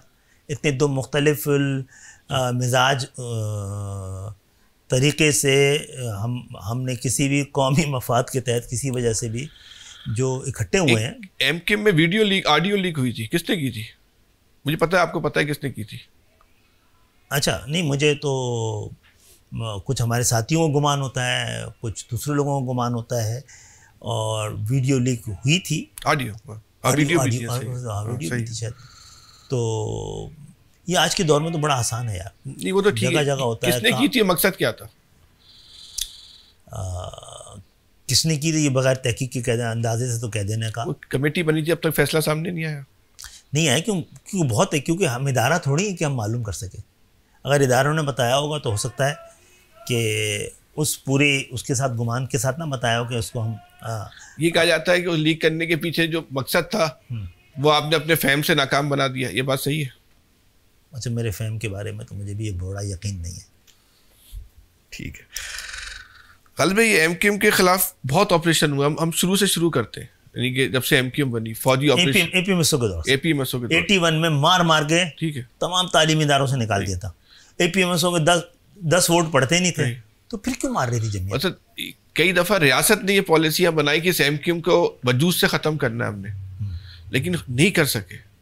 आप समझते हैं कि एमक्यूएम का जितना नुकसान वाबस्तगान एमक्यूएम ने पहुँचाया, इतना इसके मुखालफिन नहीं पहुँचा सके? ऐसा ही है। नहीं, ऐसा ही है। खालिद भाई, हम आपका इंटरव्यू कर रहे हैं तो बाहर सब्जी बेचने वाले की आवाज़ आ रही है, कभी किसी की आवाज़ आ रही है। आप एक छोटे से 120 गज के मकान में रहते हैं, शायद कोई इतनी बड़ी पार्टी का लीडर तो नहीं रहता हो, लेकिन आपकी पार्टी के दीगर लोग तो बड़े बड़े डिफेंस के बंगलों में पहुंच गए, आप अभी 120 गज तो। मैं पहुंचा हुआ था पहले से ना, मैं तो वापस आया हूँ। क्या मतलब? मैं तो इतने छोटे घर में मेरे बाप ने तो नहीं रखा मुझे कभी। अच्छा, ठीक है, मैंने अपने बेटे को रखा हुआ है। पहले आप डीएचए में रहते थे? हैं, डीएचए में कभी नहीं रहा मैं। लेकिन मैं जहाँ भी रहा हूँ, हैदराबाद में रहा हूँ या कराची में मेरा घर है। अच्छा, तो ये तो एमक्यूएम का घर है। पहली बात, जिस ज़माने में आया हूँ तो ये रेड जोन था और बड़ा 2013 में। और बहुत ये तालिबान वगैरह सबका मामला था यहाँ पर। तो मुझे यहीं रोका गया था, तो मैं रुका हुआ हूँ। जब से रुका हुआ मैं भी चला जाता यहाँ से तो फिर बड़ी ख़राब मैसेज आता। मैं हूँ और इस कूचा कफस में मुझे आराम बहुत है। अच्छा, मुतमईन है आपकी ज़िंदगी? हाँ, मैं बहुत ख़ासतौर में मेरे बीवी बच्चे जो मेरे साथ पहली दफ़ा आए थे ना, हाँ, तो मुझसे ज़्यादा इत्मीनान से यहाँ पर है। तो उन्होंने कहा आपके घर वालों ने, फैमिली ने, कहाँ लेकर आ गए? ये नहीं कहा, हालांकि जो अमेरिका में मैं जा रहा था तो उस घर को भी लोगों ने देखा पाए, तो मेरे पुरानी चीज़ों को लोगों ने देखा पाए, लोगों की नई चीज़ों ने देखा पाए, फ़र्क है। अच्छा अजय भाई, एक बात ये बताएं कि आप ये समझते हैं कि आज जो अवाम है वो या ये अल्ताफ़ हुसैन को मुकम्मल तौर पे छोड़ चुकी है नंबर 1, और आज की जो एमक्यूएम है वो पुरानी बानी एमक्यूएम की एमक्यूएम से बेहतर है? दो बातें हैं, एक तो ये कि उस एमक्यूएम पे तो बड़ी तनकीद हुई है, इस एमक्यूएम पे तनकीद ही है कि उस जैसी नहीं है। अच्छा, उस जैसी होनी भी नहीं थी, हर दौर में इर्तकाई मरहले रहे हैं। जी एमक्यूएम ने अपनी स्पीड को नॉर्मल करने की कोशिश की तो चीख को पुकार बन जाती थी, ख़त्म हो गई, ख़त्म हो गई, ख़त्म हो गई। तो शायद वो मुल्क से बाहर बैठ के ना उनके अंदाजे और ज़रूरियात मुख्तलिफ हो गई थी। तो यहाँ की एमक्यूएम एक पॉलिटिकल स्टेबिलिटी के लिए काम करती थी, वो पॉलिटिकल स्टेबिलिटी को दूसरी शक्ल से देखते थे। तो ये तो ख्यालात में इस हवाले से हम आंगी थोड़ी कम हो गई थी। मैं तो देर से दाखिल हुआ। 22 अगस्त को ना इस पूरी जो उनकी शिकायतें थी सबके मसले का हल निकल आया था। ओके। वो इस तरह निकला कि एमक्यूएम ने 2 बड़े कामयाब मुज़ाकरात किए 22 अगस्त को। किससे? एक वफाक से, एक सूबे से। हमारी पूरी टीम थी, जो हमारे 10, 15, 20 जो भी मुतालबे थे, 2-3 को छोड़ के सारे मंजूर कर लिए गए। तो हमारे लोग जो उस मुज़ाकरात में शरीक थे वो इस बात की तवक्को कर रहे थे कि उनको बड़ी शाबाशी मिलनी है, क्योंकि वो मुतालबे उन्होंने थोड़ी लिखे थे जो मुज़ाकराती के पूरी एमक्यूएम ने लिखे थे ना, वहाँ से भी तयशुदा हुए होंगे ना। जो उनके मुतालबे थे वो मनवा लिए थे यहाँ की एमक्यूएम ने, वफाक से भी, वफाकी हुकूमत से भी, सूबाई हुकूमत से भी, 2-3 नुक्तों के अलावा। और उसके बाद वो गुस्से में आ गए कि मंजूर क्यों हो गए। मुझे नहीं पता, उन लोगों में बड़े नाराज़ हुए जो लोग मुज़ाकराती कमेटी का हिस्सा थे। तो कुछ बात परवेज़ रशीद के साथ जो मुज़ाकरात हुए थे, परवेज़ रशीद भी थी चीज़ों में, तो कुछ बात का फैसला आप पे छोड़ देते हैं। ठीक हो गया खालिद भाई। खालिद भाई, आप बहुत पुराने कारकुन हैं, आपको फादर ऑफ ऑर्गेनाइजेशन कहा जा सकता है? अल्लाह ना करे यार, आपकी पार्टी में बहुत सारे दावेदार हैं। फादर ऑफ द ऑर्गेनाइजेशन, ये क्या चीज़ होती है भाई? अच्छा, पूछ रहा हूँ आपसे। नहीं, मैं तो आपसे पूछ रहा हूँ, आप बताएं। वैसे तो हम में से बहुत से लोगों को एक तो ऑर्गेनाइजेशन जो है समझने की ज़रूरत है क्या है? जहनी तरबियत का नाम है। अच्छा, एडमिनिस्ट्रेशन थोड़ी है ऑर्गेनाइजेशन, इखलाकी तरबियत का नाम। ठीक है। उसके लिए मॉडल बनने का तरीका दूसरा है। वो क्या है? और लीडर जो है ना, वो अंदाज से कोई ना बना सकता है। ये आज की एमक्यू में गुफ्तगू सुनता हूँ मैं माशाल्लाह कि क्या क्या तरीक़ाकार हैं, क्या जैसे फिल्म में ना किसी अदाकार। पहले ये तो बताइए, आज की एमक्यू में क्या गुफ्तगू सुनते हैं आप? कि भाई लीडर क्राफ्ट किया जाता है, उसको अंदाज होना चाहिए, दबदबा होना चाहिए। अच्छा। तो मैंने जो थोड़ा बहुत, मेरा तो कभी भी नहीं था, मैंने और भी उसका बेड़ा गर्क कर रखा है। नहीं करे। अच्छा। हाँ, वो ये पूछने सारे नाराज होते हैं। तो कहता कौन है? नजरियाती लोग भाई, आवाज़ें आती रहती हैं, बाज़गश्त आती रहती है। बहुत से लोगों को जस्टिफाई करना होता है अपना अंदाज भी ना। तो वो जो साहब थे ना, अगर उनका अंदाज अच्छा था तो बोलना चाहिए, नहीं था तो छोड़ना चाहिए। अभी जो एमक्यूएम लंदन के लोग बहुत सारे गिरफ्तार हुए, उस गिरफ्तारियों में आप लोगों ने कोई किरदार अदा किया, पॉइंट आउट किए? ये हम कोई ना हम दाखिला की वजारत हमारे पास है, ना हम इस्टेब्लिशमेंट हैं, और हमारा काम ही नहीं मेरे भाई। ना ही मुखबरियाँ करेंगे। नहीं, लोगों का इल्ज़ाम इस एमक्यूएम के ऊपर है। नहीं जी, एमक्यूएम के लोगों ने, एमक्यूएम के सरबराह की हैसियत से मैं पूरे इत्मीनान के साथ, पूरे यकीन के साथ कह सकता हूँ, पार्टी की ऐसी कोई पॉलिसी नहीं है, किसी भी जमात के लिए नहीं है, मुखबरियाँ के लिए तो नहीं बनी है जमात ना। लोगों का एक इल्ज़ाम है, मैं अब तक आपके इसका जवाब लोग आपसे जानना चाहते हैं, और कहते हैं कि 2024 के इलेक्शन में इसका बहुत बड़ा इम्पैक्ट था कि आपके लोग जो गिरफ्तार करवा रहे थे, माफिया मंगवा रहे थे, उठवा रहे थे, घरों पे छापे पड़वा रहे थे, और उसकी कीमत 8 फरवरी को जो है अदा की। 8 फरवरी को क्या मसला? इलेक्शन में तो ये लोगों की राय हो सकता है गलत हो। नहीं जनाब, इस MQM ने तो हम आगे बढ़ गए, उससे क्यों उलझना है हमें? गवर्नर सिंह ने कहा है कि अल्ताफ़ हुसैन का मसला जो है ना वो सियासत के साथ नहीं है, रियासत के साथ है। अगर रियासत उनके साथ मसला हल कर ले, तो अगर रियासत ने और अल्ताफ़ हुसैन में मसला हल हो गया तो फिर आप MQM में रहेंगे, छोड़ देंगे? नहीं, MQM तो है ना हमारे पास। नहीं, वो कह रहे हैं अल्ताफ़ हुसैन की वापसी का रास्ता और रियासत के साथ इशू है, आपस में इख्तलाफात रियासत से। अगर रियासत में और अल्ताफ़ हुसैन में दोबारा अंडरस्टैंडिंग हो जाए। हाँ, वो मैं भी कहता रहा हूँ कि इस वक्त इशू जो है उनके बहुत सारे ख्यालात की वजह से वो रियासत के प्रीव्यू में आ चुका है। और अगर वो उनके साथ कोई मकसद तय करते हैं तो हमने तो किसी दबाव के तहत नहीं, हम तो पाकिस्तान जिंदाबाद के नारे के साथ एक हमने फैसला किया था और हम फैसला करने में अपने आज़ाद हैं। हमारा सियासत करना बहुत ज़रूरी तो नहीं है। ठीक है खालिद भाई, एक सवाल है पूछ रहा हूँ आपसे, आप जवाब देना चाहें दीजिएगा, नहीं देना चाहें ना दीजिएगा। 17 नवंबर 2024 को MQM के लीडर मुस्तफ़ा कमाल ने MQM की कोर कमेटी के ग्रुप में एक मैसेज किया जिसमें जो है ना उन्होंने 7 जो है नुकात रखे। मैं बाकी नुकात पे बात नहीं करता, 2 नुक्ते बहुत अहम है इस वक्त MQM, उसमें एक नुक्ता ये है कि MQM के मरकज़ी रहनुमा मुस्तफ़ा कमाल उस मैसेज में कहते हैं कि इस वक्त MQM की पोजीशन ये है कि वो कराची से लेके हैदराबाद तक कौमी और सूबाई असम्बली तो दरकना वो कौंसलर की सीट नहीं जीत सकती, ये उनके लिखे हुए अल्फाज हैं। दूसरा उनका कहना ये है कि आपको मोहसिन नकवी ने कहा था कि 107 जो MQM के मिसिंग पर्सन है उनका इंतकाल हो चुका है। नहीं, बिल्कुल नहीं, मोहसिन नकवी ने ऐसी कोई बात नहीं की है। देखिए, हम हमेशा बात करते रहे हैं अपने लापता साथियों के हवाले से, हमें हमेशा जवाब ये मिलता था कि ये लापता साथी हमारे पास नहीं है। और तो हम कहते थे कि ना भी हूँ आपके पास तो आप तलाश करने में मदद करें। उसके बाद हमें अपने सैकड़ों साथी वापस मिले। अभी भी वही स्टांस है। नहीं, वो कह रहे 107 साथियों की जो बात करते हैं वो अलग। मैं बता रहा हूँ 107 साथी को मुझे जो कहा है ना उन्होंने कि इदारे ये कहते हैं कि उनके पास नहीं है, तो हमने फिर रिक्वेस्ट की है आपके पास नहीं भी हैं तो ये 107 लोगों को हमें तलाश करने में मदद दें, हमारी हेल्प करें। हम तो नहीं है ना, हम तो कोई इदारा नहीं है अलग से कि हम तलाश करें, हम आप ही से कहेंगे ना। फिर तो उन्होंने कहा था, उनका जवाब यही होता है कि हमारे पास नहीं है। हाँ, जब हम रिक्वेस्ट करते हैं कि हम हमें ढूंढने में मदद करें तो कहते हैं इससे हम कोशिश करेंगे। यही जवाब है जब से साथी लापता हुए हैं। और आज तक ऐसी क्या बात थी इसके लिए उनको मैसेज करना पड़ा? वैसे उन्होंने आई डोंट नो। ठीक खालिद भाई, डंपर माफिया बहुत बदतरीन जो है वो सूरत हाल है। आप नहीं समझते कि आफाक अहमद के एक बयान ने हवाओं का रुख तब्दील किया?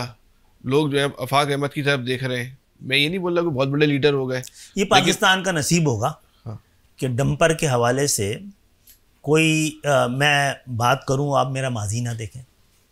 अगर सड़क पे बहने वाला ये खून इतना कीमती है तो मेरा हाथ तो नहीं रंगीन उससे ना पहले कभी भी। तो ये डंपर के साथ जो कुछ हुआ है कितनी शर्म की बात होगी उसको मैं अपनी सियासत को चमकाने के लिए इस्तेमाल करूं। आवाज़ तो उठाइए ना हमने, लेकिन हम तयशुदा गिरफ्तारियां तो नहीं दे सकते ना। नहीं तो आफाक अहमद ने इस बारे में आवाज़ उठाई, आप लोगों की आवाज़ नहीं आई, आप लोगों की इफ्तार पार्टी की वीडियो आई। अफ्तार पार्टी की अच्छा, अफ्तार पार्टी तो मैंने तो कोई अटेंड नहीं की मेरे भैया। ठीक है, इकबाल महसूद को आपने जो है वो शोकाज नोटिस जारी किया था, गवर्नर को उन्होंने कहा था बेगैरत है जी, लेकिन उसका कोई उन्होंने जवाब नहीं दिया। फिर कार्रवाई किया आपने? नहीं जवाब दिया है। वो क्या बोला? अमीन भाई उस कमेटी में थे, क्या बोला उन्होंने? एक तफसीली वो लिख के दे दिया है और उसमें उसका फैसला करना है पार्टी ने। तो क्या उन्होंने अपने अल्फाज पे कायम है वापस ले? नहीं, ये तो पार्टी के अंदर का इशू है। तो अभी आप ये बात तो नहीं मानते कि लोग महाजिर कौम इस वक्त आफाक अहमद को देख रही है? दिख रही होगी। आपकी क्या राय है? मेरा नहीं ख्याल ऐसा है। आप क्या अपनी कौम को इतना गया गुजरा समझते हैं? ये सोशल मीडिया पे तो पूरी कौम नहीं बैठी हुई ना। हाँ। ये इन्फॉर्मेशन नहीं है फैसल, ये पोल्यूशन ऑफ इन्फॉर्मेशन है। Okay. अब जो होता है ना, पहले आपने अखबार शायद ना देखे, हमने देखे हैं, पूरे अखबार वो खाली हो जाते थे, सेंसर होते थे। अब सच को छुपाने के लिए झूठ डाल दिया जाता है। ठीक है। तो MQM के लोग ही वो चीज़ जो जिस मसले पे MQM बोल चुकी होती है वो किसी और के छोटी सी लीडर का तो बताते हैं। कुछ ऐसी आदत सी भी है। आपने जो बहुत सारे काम बहुत पहले कर लिए हैं, लोग बताते हैं आपको, अगर तजवीज़ दे रहा हो तो यकीन ही नहीं आ रहा होता कि ये मिडिल क्लास के लोग इस काबिल भी हैं कि बात कर सके। इतनी बड़ी तब्दीली नहीं आए हैं। इतनी बड़ी ताकत और गूंज है। एक दो तीन शहरों में की जमात जो थी उसको उसके साइज से 10-10 गुने बड़ी ताकत के साथ निमटने की कोशिश की गई है। यार कोई चीज़ तो होगी जो गैर मामूली होगी। तो खालिद भाई, ये अगर जो गवर्नर के काम है अगर इनको निकाल दें तो एमक्यूएम के पास अपने दिखाने के लिए क्या चीज़ें हैं? आपसे अगर बोला जाए कि 5 मिनट या 5 ऐसे काम, बड़े काम बताएं, स्पेसिफिक अल्फाज नहीं कि भाई ये काम ये बात सही है। तो वो ये पुरानी एमक्यूएम है ना, हाँ, जिसकी ताकत, खुशबू और सारी बयानियाँ हैं, हाँ, उसको आपको भी समझना होगा। आप कौन सी चीज़ें बताएंगे? ठीक है, बल्दियाती निज़ाम की बताएंगे, फारूक सत्तार भाई की, बिन मुस्तफ़ा कमाल थे, क्योंकि हुकूमत जो है ना एमक्यूएम के पास बल्दियाती रही है, हाँ, बाकी जगहों पे वो इत्तेहादी रही है। ठीक है, अभी हमने कई ऐसे काम किए हैं, मैं मुकाबले की ज़रूरत भी नहीं है, एमक्यूएम तो कंटिन्यूटी का नाम है, फिर भी बता रहा हूँ कि आपने सेंसस पे इतना किस एमक्यूएम को करते देखा है? अच्छा, कभी देखा है? कभी अदालत में गई है? पुरानी एमक्यूएम कभी अदालत में गई है 22 अगस्त से पहले? हम तो सुप्रीम कोर्ट में चले गए थे। कब से? सेंसस से पहले। आपको पता है फैसल कि ये सेंसस जो है ना 1,60,00,000 से कराची को 1,40,00,000 कर दिया गया था। तो किसने कराया है? ये वाली खराबी है, इसको खराबी ना कहा जाए कि अपनी सियासी ज़रूरत के लिए इसका ढंढोरा पीटते फिरे ताकि वोट लिया जा सके। ठीक है, 1,40,00,000 से 2,10,00,000 तक पहुंचाना किसी ने तो किया होगा, बताएं, और क्रेडिट भी नहीं दिया है। आपको पता है कि कराची में तकरीबन 35-40 अरब रुपए का एक आईटी पार्क बना हुआ है। किसने बनाया? किसने किया? और इस तरह बताते, इतनी बड़ी इन्वेस्टमेंट कौन सी सियासी जमात के कौन से दौर में एमक्यूएम के लगा है? एमक्यूएम ने पूरी अपनी तारीख में कितनी यूनिवर्सिटियां खोली हैं? एक हैदराबाद की खोलती हमने, 2 आ रही है, ढिंढोरा कम पीट रहे हैं ना। मार्केटिंग कमजोर है आपकी। क्यों करें यार अपने लोगों से? आज की दुनिया तो मार्केटिंग की दुनिया है, ब्रांडिंग की कोई दुनिया नहीं, हमारी तो सियासत की दुनिया नहीं है ना दें यार। अच्छा, लाए, ये मेरे बच्चे पढ़ेंगे ना कल आके इन जगहों पे। अच्छा, कौन सी? अच्छा, वो आपकी मिनिस्ट्री में आगे चल के बात करते हैं। नहीं, अभी है ना, ये हैदराबाद की यूनिवर्सिटी आ गई, 77 साल से आ सकी थी क्या? एमक्यूएम, अब मुझे बोलने दीजिए, एमक्यूएम 2 यूनिवर्सिटियों के रैपर पे खुश होकर जश्न मना रही थी, प्राइवेट यूनिवर्सिटियों पे। अब भाई प्राइवेट यूनिवर्सिटी में कोई जश्न मनाता है? 2 दफा हैदराबाद में जश्न मना है यूनिवर्सिटी के नाम पर, प्राइवेट यूनिवर्सिटी बननी चाह रही थी। अगर इतना ही हमें मसला होता तो हम ये यूनिवर्सिटी जो है NHU यहाँ बनी हुई है, हम वहाँ बना लेते हैदराबाद में। बिल्कुल सही। हैदराबाद में यूनिवर्सिटी ले आए ना, किन हालात में लाए? कमज़ोर एमक्यूएम लेके आई है, 24 वाली एमक्यूएम नहीं लाई है कि 24 थे, 22 थे, 7 MNA थे, सिर्फ 7 MNA, जिन्होंने क्या फैसल, इसको मामूली बात समझते हो कि 10 साल बाद जो होना था सेंसस, वो 5 साल पहले हुआ है पूरे पाकिस्तान का। पूरे पाकिस्तान से सेंसस पे कोई शोर नहीं था। एक कराची की बुनियाद पे इस छोटी सी एमक्यूएम ने पूरे पाकिस्तान में 5 साल में वो करा दिया है सेंसस। कोई मामूली बात है? डंपर पे बात करूंगा मैं? आप चाहते हैं मैं डंपर पे बात करूं? डंपर पे बात कर रहे हैं ना पूरी टीम। नहीं, एमक्यूएम की नहीं कर, आवाज नहीं है कहीं, आवाज नहीं है ना। प्रेस पूरी प्रेस कॉन्फ्रेंसेस हुई हैं यार, वाकई कहां खड़ी करनी चाहिए? पहले जाके ऐवानों में करो ना, अदालतों में तैयारी कर रहे हैं ना डंपर के मामले में। जो मैंने तकरीर की है डंपर की, उसकी जुजियात पे बात की ना कि क्यों नहीं चलना चाहिए यहाँ पर, और जो तसलसल है उसके पीछे मैं कोई नेटवर्क देखता हूँ यहाँ के हालात ख़राब करने के हवाले से। तीसरी चीज़ ये है कि मैंने आपको एक बताया कि आपको भी नहीं पता, एमक्यूएम वालों को भी नहीं पता कि हालांकि एमक्यूएम के लोग गए थे, मेरे दौर में शुरू हुआ, इनके दौर में कंप्लीट हुआ। अमीन भाई ने पूरे शहर में लगाए थे बैनर्स, चंद घंटे में उतार दिए गए। किस चीज़ के? एमक्यूएम के नहीं, इनकी मिनिस्ट्री के लगे हुए थे। अच्छा, कि 35-40 अरब रुपए का वो लग रहा है। प्रेस कॉन्फ्रेंस की थी ना, क्यों नहीं चली? इतनी धड़ाधड़ चलनी चाहिए थी ना। इतनी कब सरमायाकारी हुई है? झूठ बोल रहा हूँ। फिर ये आ गई ना छोटे से शोर के साथ, Pakistan institute of fashion and design. अच्छा, मुझ में सच्ची बात है, मेरा तो मैन्युफैक्चरिंग डिफ़ॉल्ट है मेरे साथ कि शो, लेकिन पार्टी को करना चाहिए। फिर नेशनल टेक्सटाइल यूनिवर्सिटी आ गई ना यहाँ पे, ठीक, खामोशी से आ रही है, नहीं आनी चाहिए, ये बात भी सही है। लेकिन क्या मैं एहसान करता जब दिखाऊं अपने कौम का, ये किया ये किया? ये मैंने नहीं किया है, एक क्रेडिट मेरा या अमीन भाई का या हम में से किसी का नहीं है। MQM में नहीं होंगे ना तो काउंसलर भी नहीं बन सकते। MQM में होंगे तो काउंसलर में बन सकते हैं, MP MNA बन सकते हैं, और MQM में वापस आ जाएंगे तो बन सकते हैं। नहीं कह रहे यार, MQM के बगैर नहीं बन सकते हम लोग। अच्छा, किसी सियासी जमात में भी जाएंगे तो नहीं जीत पाएंगे। कौन जीता है जाके? चले गए ना लोग पीपल्स पार्टी वगैरह में, किसी को जितवाया है? आप इस हल्के से कभी गबोल खड़े हो रहे थे, कभी कोई खड़ा हो रहा था, कोई लड़काना से आपको खड़ा करेगा? या लाहौर से? यार हम तो हद ही पार कर जाते हैं अपने आप को पाकिस्तानी साबित करने के लिए, पटरी से उतर जाते हैं। ये गुमान MQM के लोगों को ये कन्फ्यूजन नहीं होना चाहिए। हम किसी से ज़्यादा नहीं तो किसी से कम पाकिस्तानी नहीं है। और अच्छा, दो चीज़ें बताइए। यूनिवर्सिटी का बता रहे थे, अब ये बताइए गुलाम इसाक खान यूनिवर्सिटी भी का नहीं, उसका नहीं है, लेकिन एक तो 18वीं तरमीम है। मैं अब आपसे पूछ लूँ, 18वीं तरमीम परवेज़ मुशर्रफ साहब, आर्मी चीफ, सदर मुमलिकत, शौकत अजीज़ वज़ीर आज़म, यहाँ की पूरी सूबाई हुकूमत आपके दस्ते नगर, टोटल पाकिस्तान की तारीख का सबसे मजबूत बल्दियाती निज़ाम, इतनी मजबूत MQM, गवर्नर हाउस आपसे भरा हुआ, हाँ, तो क्यों नहीं आई एक यूनिवर्सिटी भी? 18वीं तरमीम भी नहीं थी, ये तो 18वीं तरमीम के बाद ला रहे हैं ना। आप तो रुकावटों के बाद ला रहे हैं, 7 लोगों पे लेके आ रहे हैं, ला ही नहीं सकते यूनिवर्सिटी, तो कैंपसेस ला रहे हैं मेरे भाई। तो ज़्यादा कामयाब तजर्बा है, फंड भी नहीं मांग रहे गवर्नमेंट से, खाली इमारतों में लाके फिट कर रहे हैं। तो इनकी और नस्क फास्ट के, इनकी बड़ी यूनिवर्सिटी के भी कोई कैंपस? फास्ट तो प्राइवेट है, नस्ट आ रहा है, न्यू टेक आ रही है। तो इन नस्क के कौन कौन से सब्जेक्ट होंगे इस बारे में? सारे सब्जेक्ट भाई। आपका पहले इब्तदाई कैंपस आएगा, फिर आते आते तो और कौन कौन सी आ रही है? New take. अच्छा, ये तीनों मिनिस्ट्रियाँ में, जब मिनिस्ट्री ऑफ साइंस और टेक्नोलॉजी मेरे पास थी ना, हाँ, उस वक्त फाइनलाइज हुई थी। ठीक है, इंशाल्लाह ये इसमें फ़र्क नहीं पड़ना चाहिए। ठीक। कॉमसेट बहुत बड़ी यूनिवर्सिटी है, कॉमसेट तीनों। फिर कायद-ए-आज़म यूनिवर्सिटी आएगी इंशाल्लाह, कायद यूनिवर्सिटी, सारा कितने? नेशनल फर्टिलाइजर यूनिवर्सिटी आएगी। अच्छा, स्किल यूनिवर्सिटी तकरीबन आने वाली है, और नेफ्टेक का मेगा सेंटर आएगा। अच्छा, बड़े पाकिस्तान की तारीख में पहली दफ़ा नेफ्टेक के इतने कोर्सेज हो रहे हैं, हम बता नहीं पा रहे यार। ये नेफ्टेक कराची में खुल बहुत बड़े पैमाने पर हो रहा है। तो ये कब तक कंप्लीट? अच्छा, कराची को उसके कोटे से ज़्यादा नहीं दे रहे हैं, उससे कम दे रहे हैं, फिर भी बहुत आगे है। ये कब तक हो जाएगा? कब तक हो जाएगा? ये हो ही रहा है ना। ये सारा जो आपने 5-6 यूनिवर्सिटियों का बताया, कब तक? ज़्यादा होनी है इंशाअल्लाह ताला, वो हमारे रहने पर है। मेरा रिकॉर्ड इस हवाले से बड़ा ख़राब है, मैं हर बार मिनिस्ट्रियों से इस्तीफे दे के गया हूँ।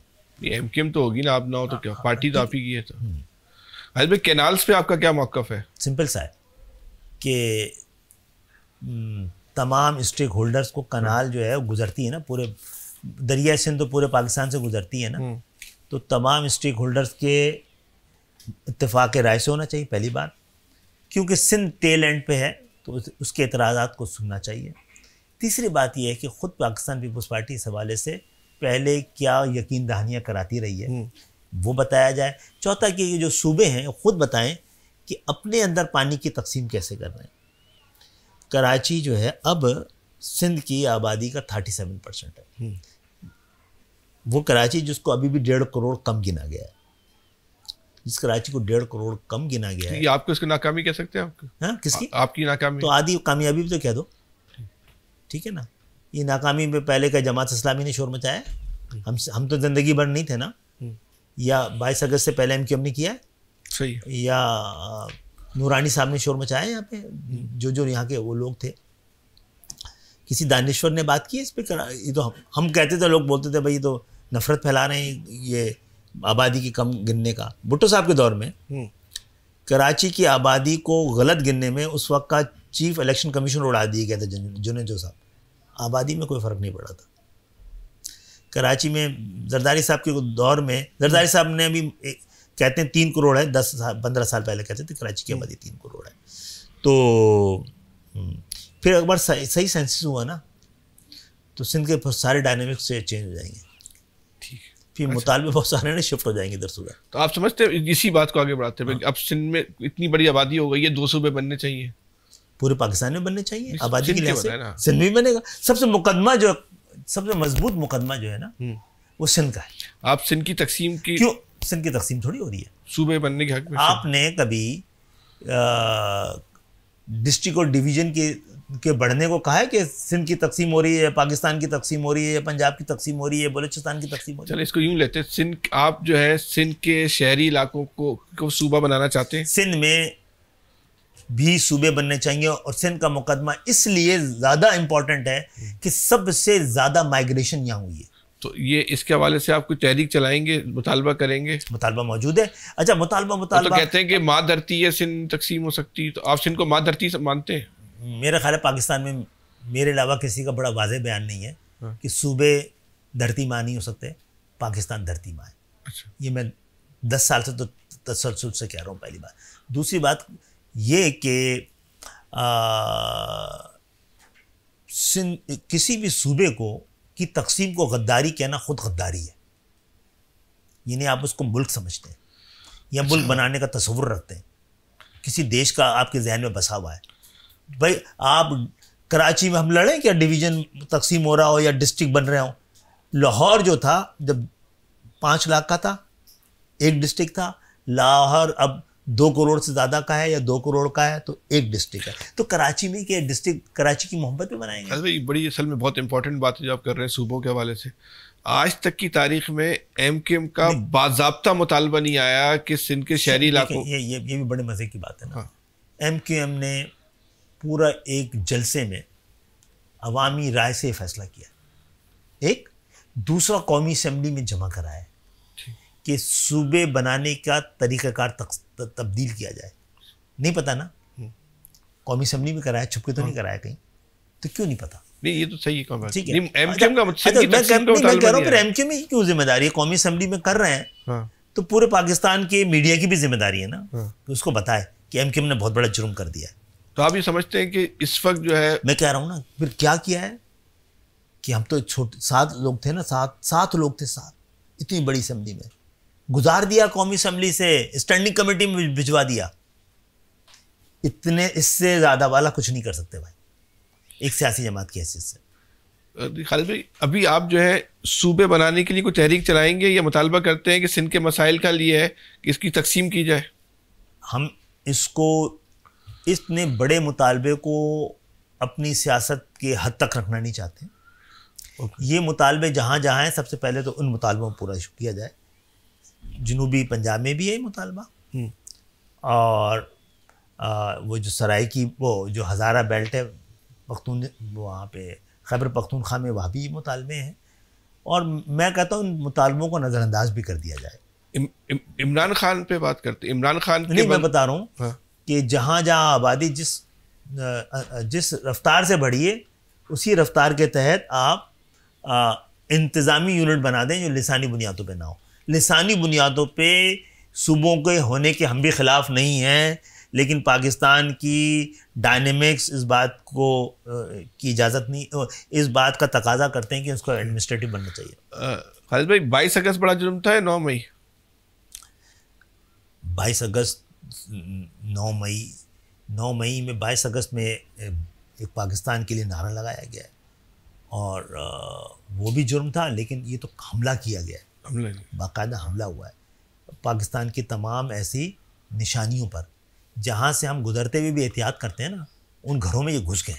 तो नारे लगाने वाले तो माफ़ी मांग ली, तो 2 बातें बता दें, क्या उनकी माफ़ी कबूल करनी चाहिए? नंबर 1। दूसरी सवाल ये, जब 22 अगस्त वाले 9 मई वाले से मुज़ाकरात हो सकते हैं, तो फिर 22 अगस्त वाले से नहीं हो सकते? 2 सवाल हैं, एक तो उनकी माफ़ी कबूल करनी चाहिए, दूसरा जब 22 अगस्त वाले से वो मुज़ाकरात होने चाहिए जब 9 मई वाले से हो सकते। अच्छा, वो माफ़ी के बाद फिर 1-2 मरतबा फिर ऐसा हुआ कि इससे मिलती जुलती बात मुल्क से बाहर की गई है, तो उनको तो हम फॉलो नहीं कर रहे ज़्यादा ना। ठीक है, हम अपना काम कर रहे हैं, और बातचीत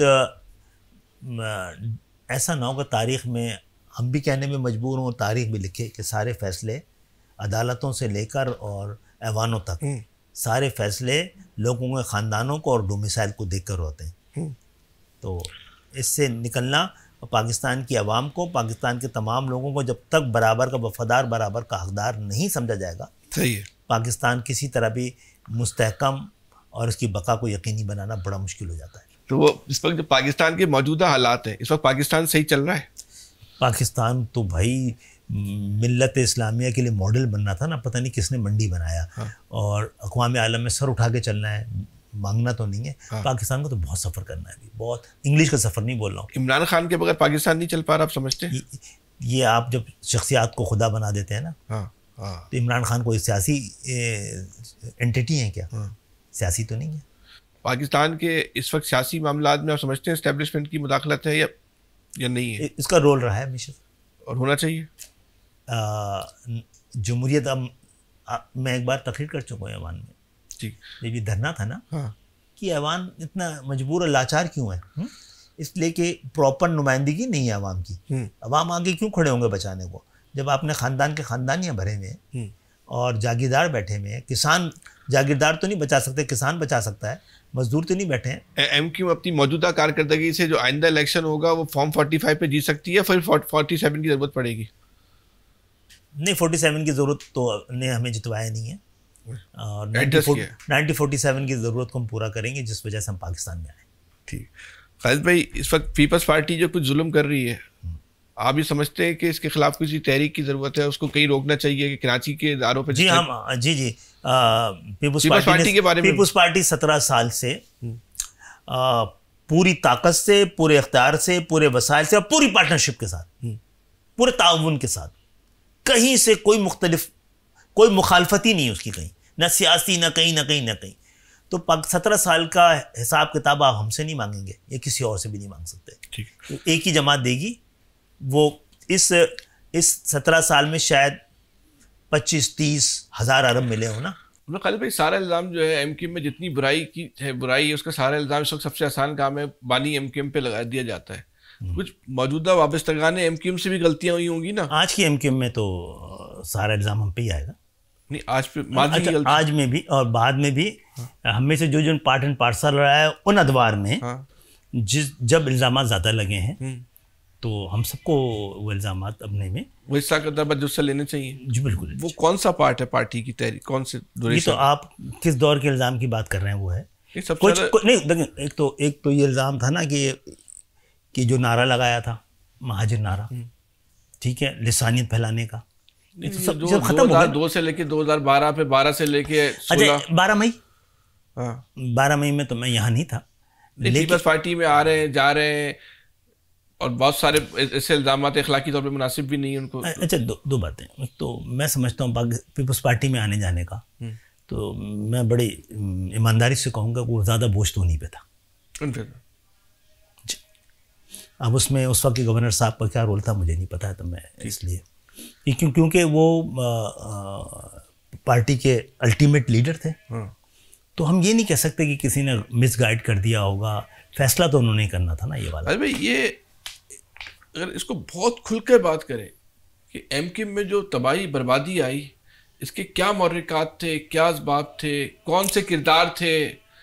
मैं तो कह रहा हूँ ये ज़रा बर्बादी को भी तो एक्सप्लेन किया जाए ना कि बर्बादी किसे कहते हैं, बर्बादी तबाही क्या कहते हैं। एक मुनज़्ज़म जमात थी, उसका शराजा बिखर गया। इतनी मुनज़्ज़म जमात थी, वो नताइज हासिल नहीं कर सकी। इतनी लोगों, हज़ारों जानों की कुर्बानी के बाद आज हम कहते हैं तारीख राव में मारे गए, मतलब बेमकसद मारे गए। एक बात तो ये है कि एमक्यूएम नाकामी नहीं हो सकती, आज तक की नहीं नाकामी नहीं हो सकती। एमक्यूएम तो एक काम कराने आई थी, वो शनाख्त दिलाने आई थी। नहीं, शनाख्त से किसी का पेट तो नहीं भर रहा। पेट भरने के लिए आई भी नहीं थी, एक ही काम कराने के लिए आई थी ना। उसके बाद दूसरे लोग भरा मिल गई नहीं, तो फिर एमक्यूएम खत्म हो जाना चाहिए। ये भी सही है, एमक्यूएम ने अपना मकसद पूरा कर लिया था। और या तो किसी दूसरे फेज शुरू होता, और शनाख्त जो है आपको एक तरह से एक्सपोज कर देती है। आपके हुकूक का तयन भी वो करती है, और आपकी शनाख्त आपका पीछा भी करती है और निशाने भी बेर लेती है।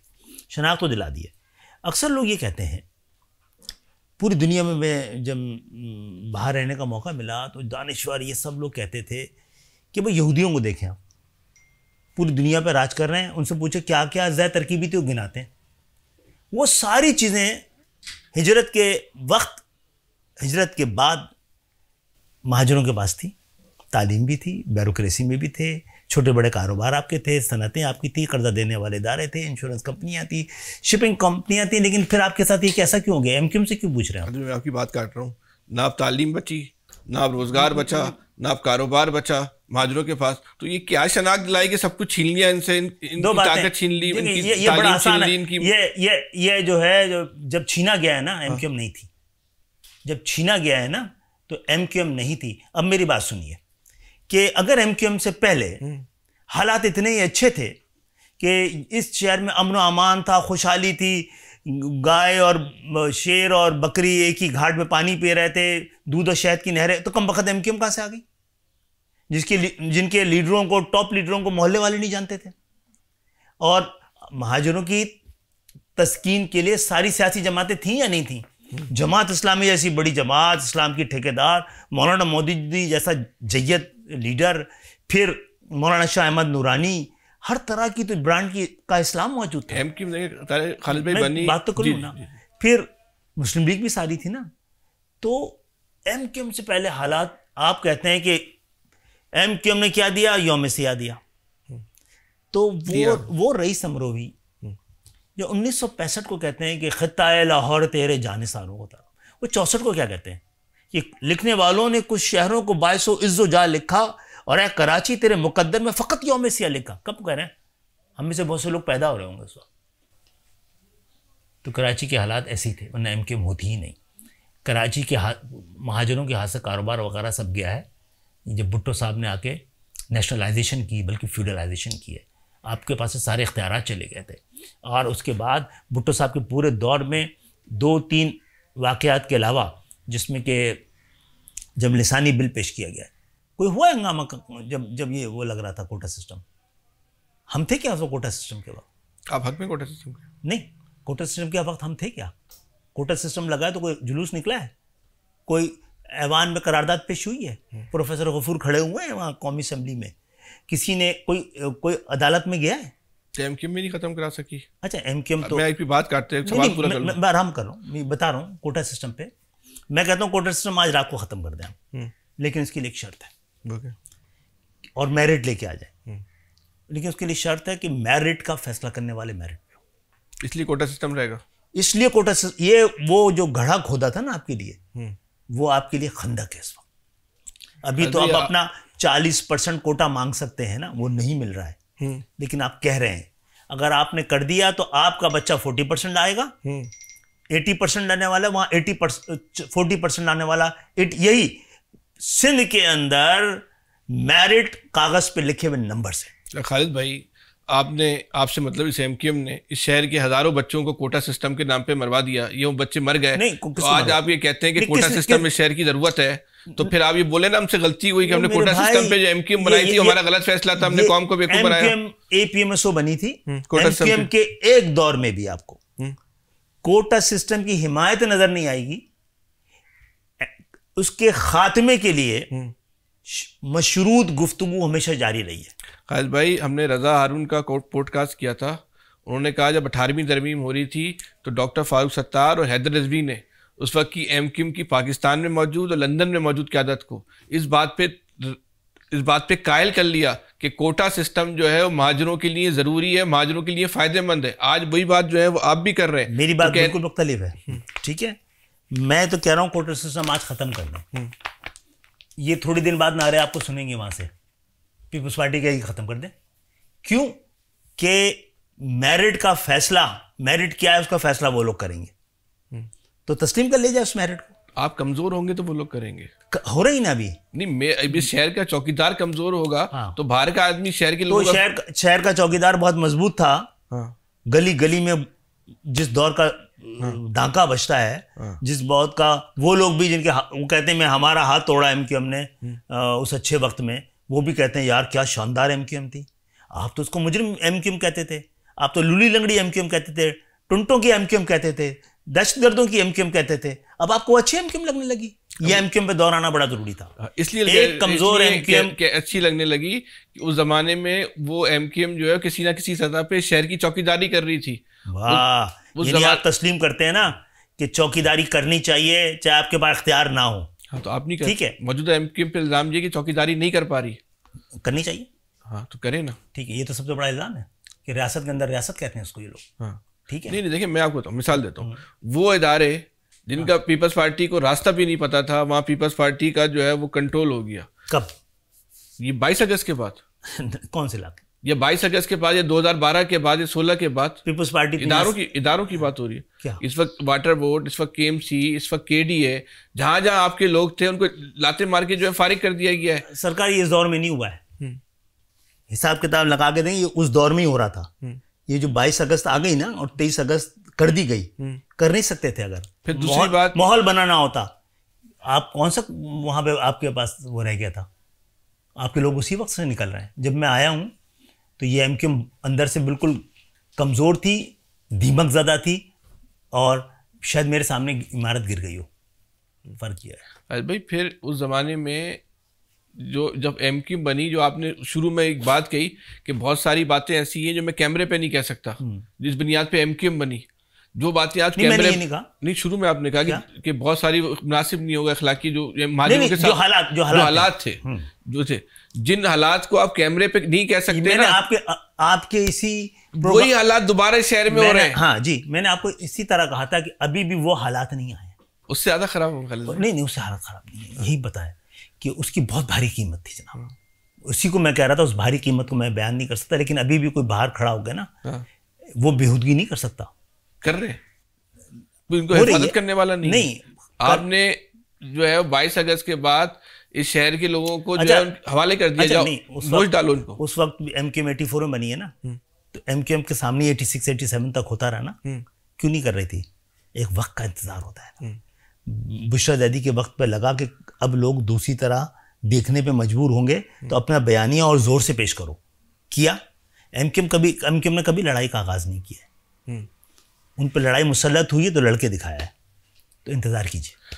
आयत भाई, जब इस शहर के बच्चों के साथ ज्यादती होती है, वो अपने ज्यादती के अदाले के लिए जब हैदराबाद जाता है, तो वहां तो आपस में लड़ाई की आवाजें आ रही होती हैं, तो वो क्या करे बच्चा? चले वो कहाँ जाके रोए?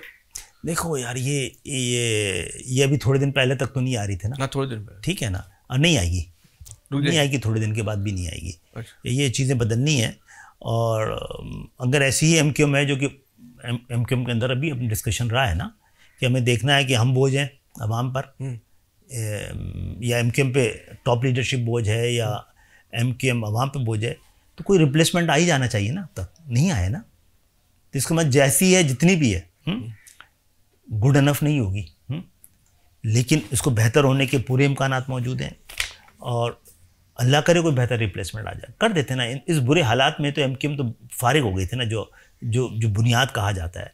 22 अगस्त को 22 अगस्त के बाद लगा ना कि इतनी कमज़ोर हो गई, जो ऑफिस भी नहीं खुलने दिया गया, लापता साथी भी नहीं, इलेक्शन के लिए बता रहा हूँ ना, जो छोटे छोटे बैनर उतार लिए जाते थे अब तक, अभी भी जेलों में साथी पड़े हुए हैं ना, तो पहले तो छूट भी जाते थे। तो हो सकता है बहुत सारे काम हम ना करके दे रहे हैं, जो वाली MQM शायद चुपके से कर देती थी। आज की MQM से शायद 12 मई कराना मुश्किल काम है। बस मैं इतना कह रहा हूँ।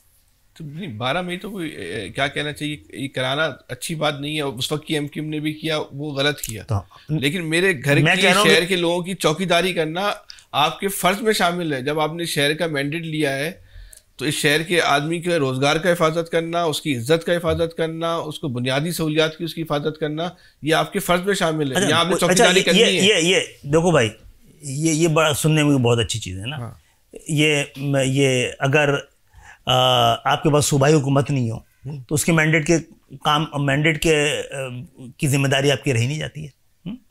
अगर आप नहीं है, वफाक में जो 2 मिनिस्ट्रियाँ हैं, सारी जो बुनियादी चीज़ें बता रहे हैं वो बल्दियाती निज़ाम के साथ। अगर मैं बल्दियाती निज़ाम को किसी उसूल की वजह से छोड़ दूं, किसी बल्दियाती निज़ाम में अवाम मुझे उतना वोट ना दिला सके कि मेयर ले आऊँ, तो मैं कैसे वो करूँगा? अपने एक छोटे से उसके साथ ही करूँगा ना। अभी भी ये सड़कें वड़कें बनी है, कौन बना रहा है?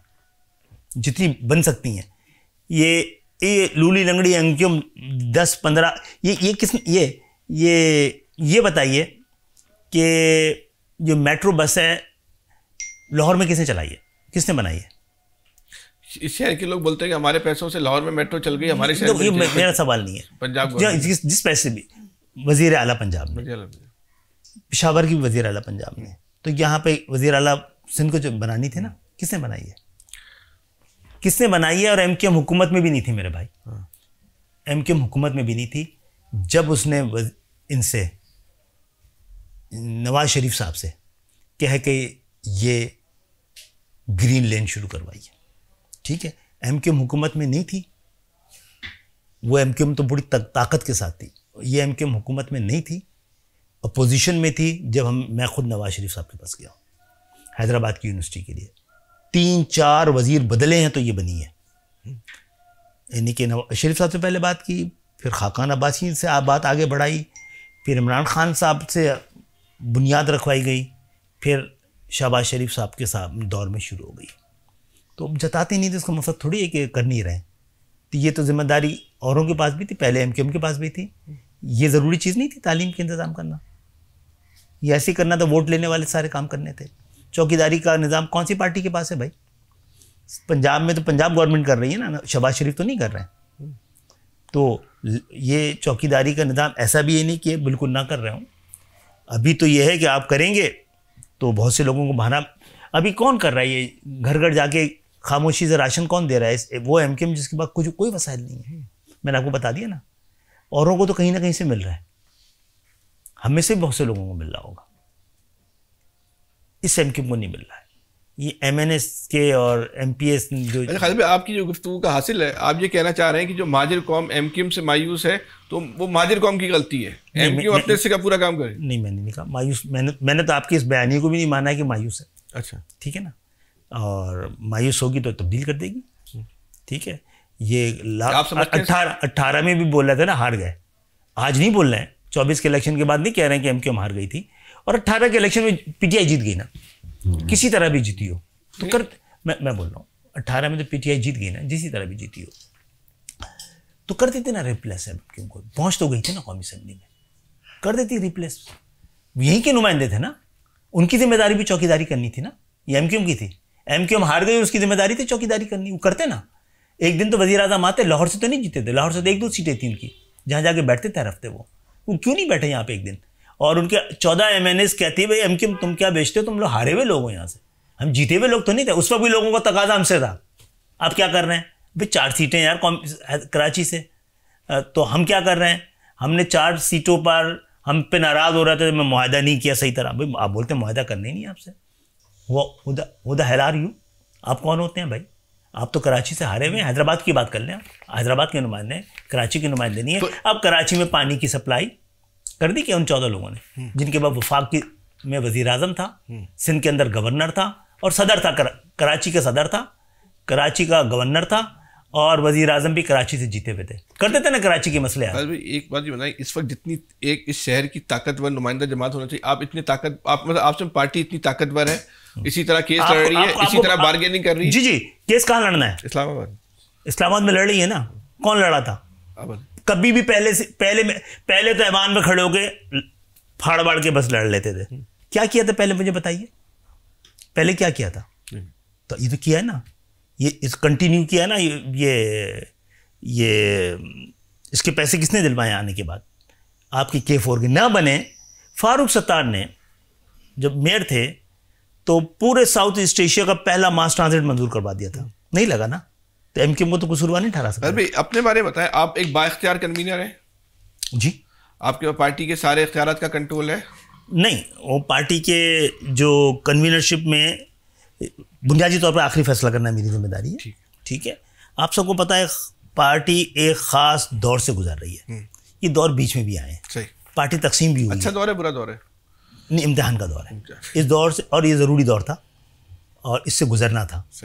फेल भी हो सकते हैं, ठीक है, और कामयाब भी। तो खालिद भाई, जो इस्लामाबाद में जो फैसले किए जाते हैं इस्टेब्लिशमेंट या वफाकी हुकूमत, उसमें आप ऑन बोर्ड होते हैं? हम हर उस फैसले में, मतलब आप हैसियत चेयरमैन? हाँ, हम हर उस फैसले से हमने कहा है कि बहुत करके देख लिए, अभी हम किलाबंद हालात में है ना, हमें अभी तो ज़्यादा दिलचस्पी अपने हालात से होनी चाहिए। मैं खुद समझता हूँ कराची बेहतर होगा तो पाकिस्तान बेहतर होगा। तो ऐसे तमाम फैसले जो कराची के हवाले से होने हैं उसमें हम ऑन बोर्ड किया जाता है। अभी एक आपका हालिया इंटरव्यू आया था कि एक वफाकी वजीर है मुस्तफ़ा कमाल साहब, वो आपके इल्म में नहीं था वफाकी वजीर बने? नहीं, वो नाम मैंने ही दिए 2। अच्छा, नहीं आपका इंटरव्यू नहीं बता रहा हूँ कि वो वजारत जो हमें दी गई थी उसमें से देना था, हाँ। उसमें से गवर्नमेंट ने चेंज की तो उस वक्त एतमाद में नहीं दिया उन्होंने। और ये इतनी अहम बात भी नहीं थी हमारे लिए, क्योंकि हमने ना वो वजारतें मांगी थी, ना जो हमें मिली हुई ना ये मांगी थी। बाकी मामला में आप जिंदगी मुकम्मल ऑन बोर्ड? नहीं, एमक्यूएम को तो अभी कोई शिकायत तो नहीं है ना? नहीं, एमक्यूएम को तो बहुत सफ़र करना है, शिकायतों के साथ ही हैं, शिकायतें हैं जो कर रहे हैं, और शिकायतें सही फोरम पे कर रहे हैं, और वो एग्जॉस्ट हो जाएंगी तो रोडों का ऑप्शन बचा हुआ है। रोडों का ऑप्शन वक्त से पहले इस्तेमाल नहीं करना है। हथियार जो है आखिरी ऑप्शन होता है, वो हमने ऑप्शन के तौर पे, आखिरी ऑप्शन के तौर पे भी नहीं रखा है। अच्छा, मतलब आप जो है वो, जैसे इस वक्त जमात इस्लामी ने भी मुतालबा कर दिया कि आप मोबाइल बेचें, लोग असला खरीदें, आप तो मुतालबा असला खरीदने? देखिए, पहली बात है, पहले वाला सारा है या दो बातें। मेरे पास एक सिविलियन की हैसियत से हथियार रखने का इख्तियार नहीं होना चाहिए, लेकिन सामने जो दूसरा सिविलियन है, हाँ, ये इख्तियार उसके पास भी नहीं है। अगर उसके पास हथियार हो तो मेरी हिफाजत की जिम्मेदारी रियासत की है। अगर रियासत मेरी हिफाजत नहीं कर रही होगी तो मेरे लोग मेरी इजाज़त के बगैर कहीं ना कहीं से अपनी हिफाजत करने का, अपनी इज्जतें बचाने का, अपनी जानें बचाने का इंतजाम करेंगे।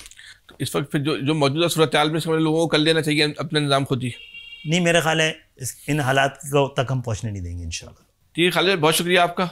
और कुछ खालिद भाई अगर आप कहना चाहें तो?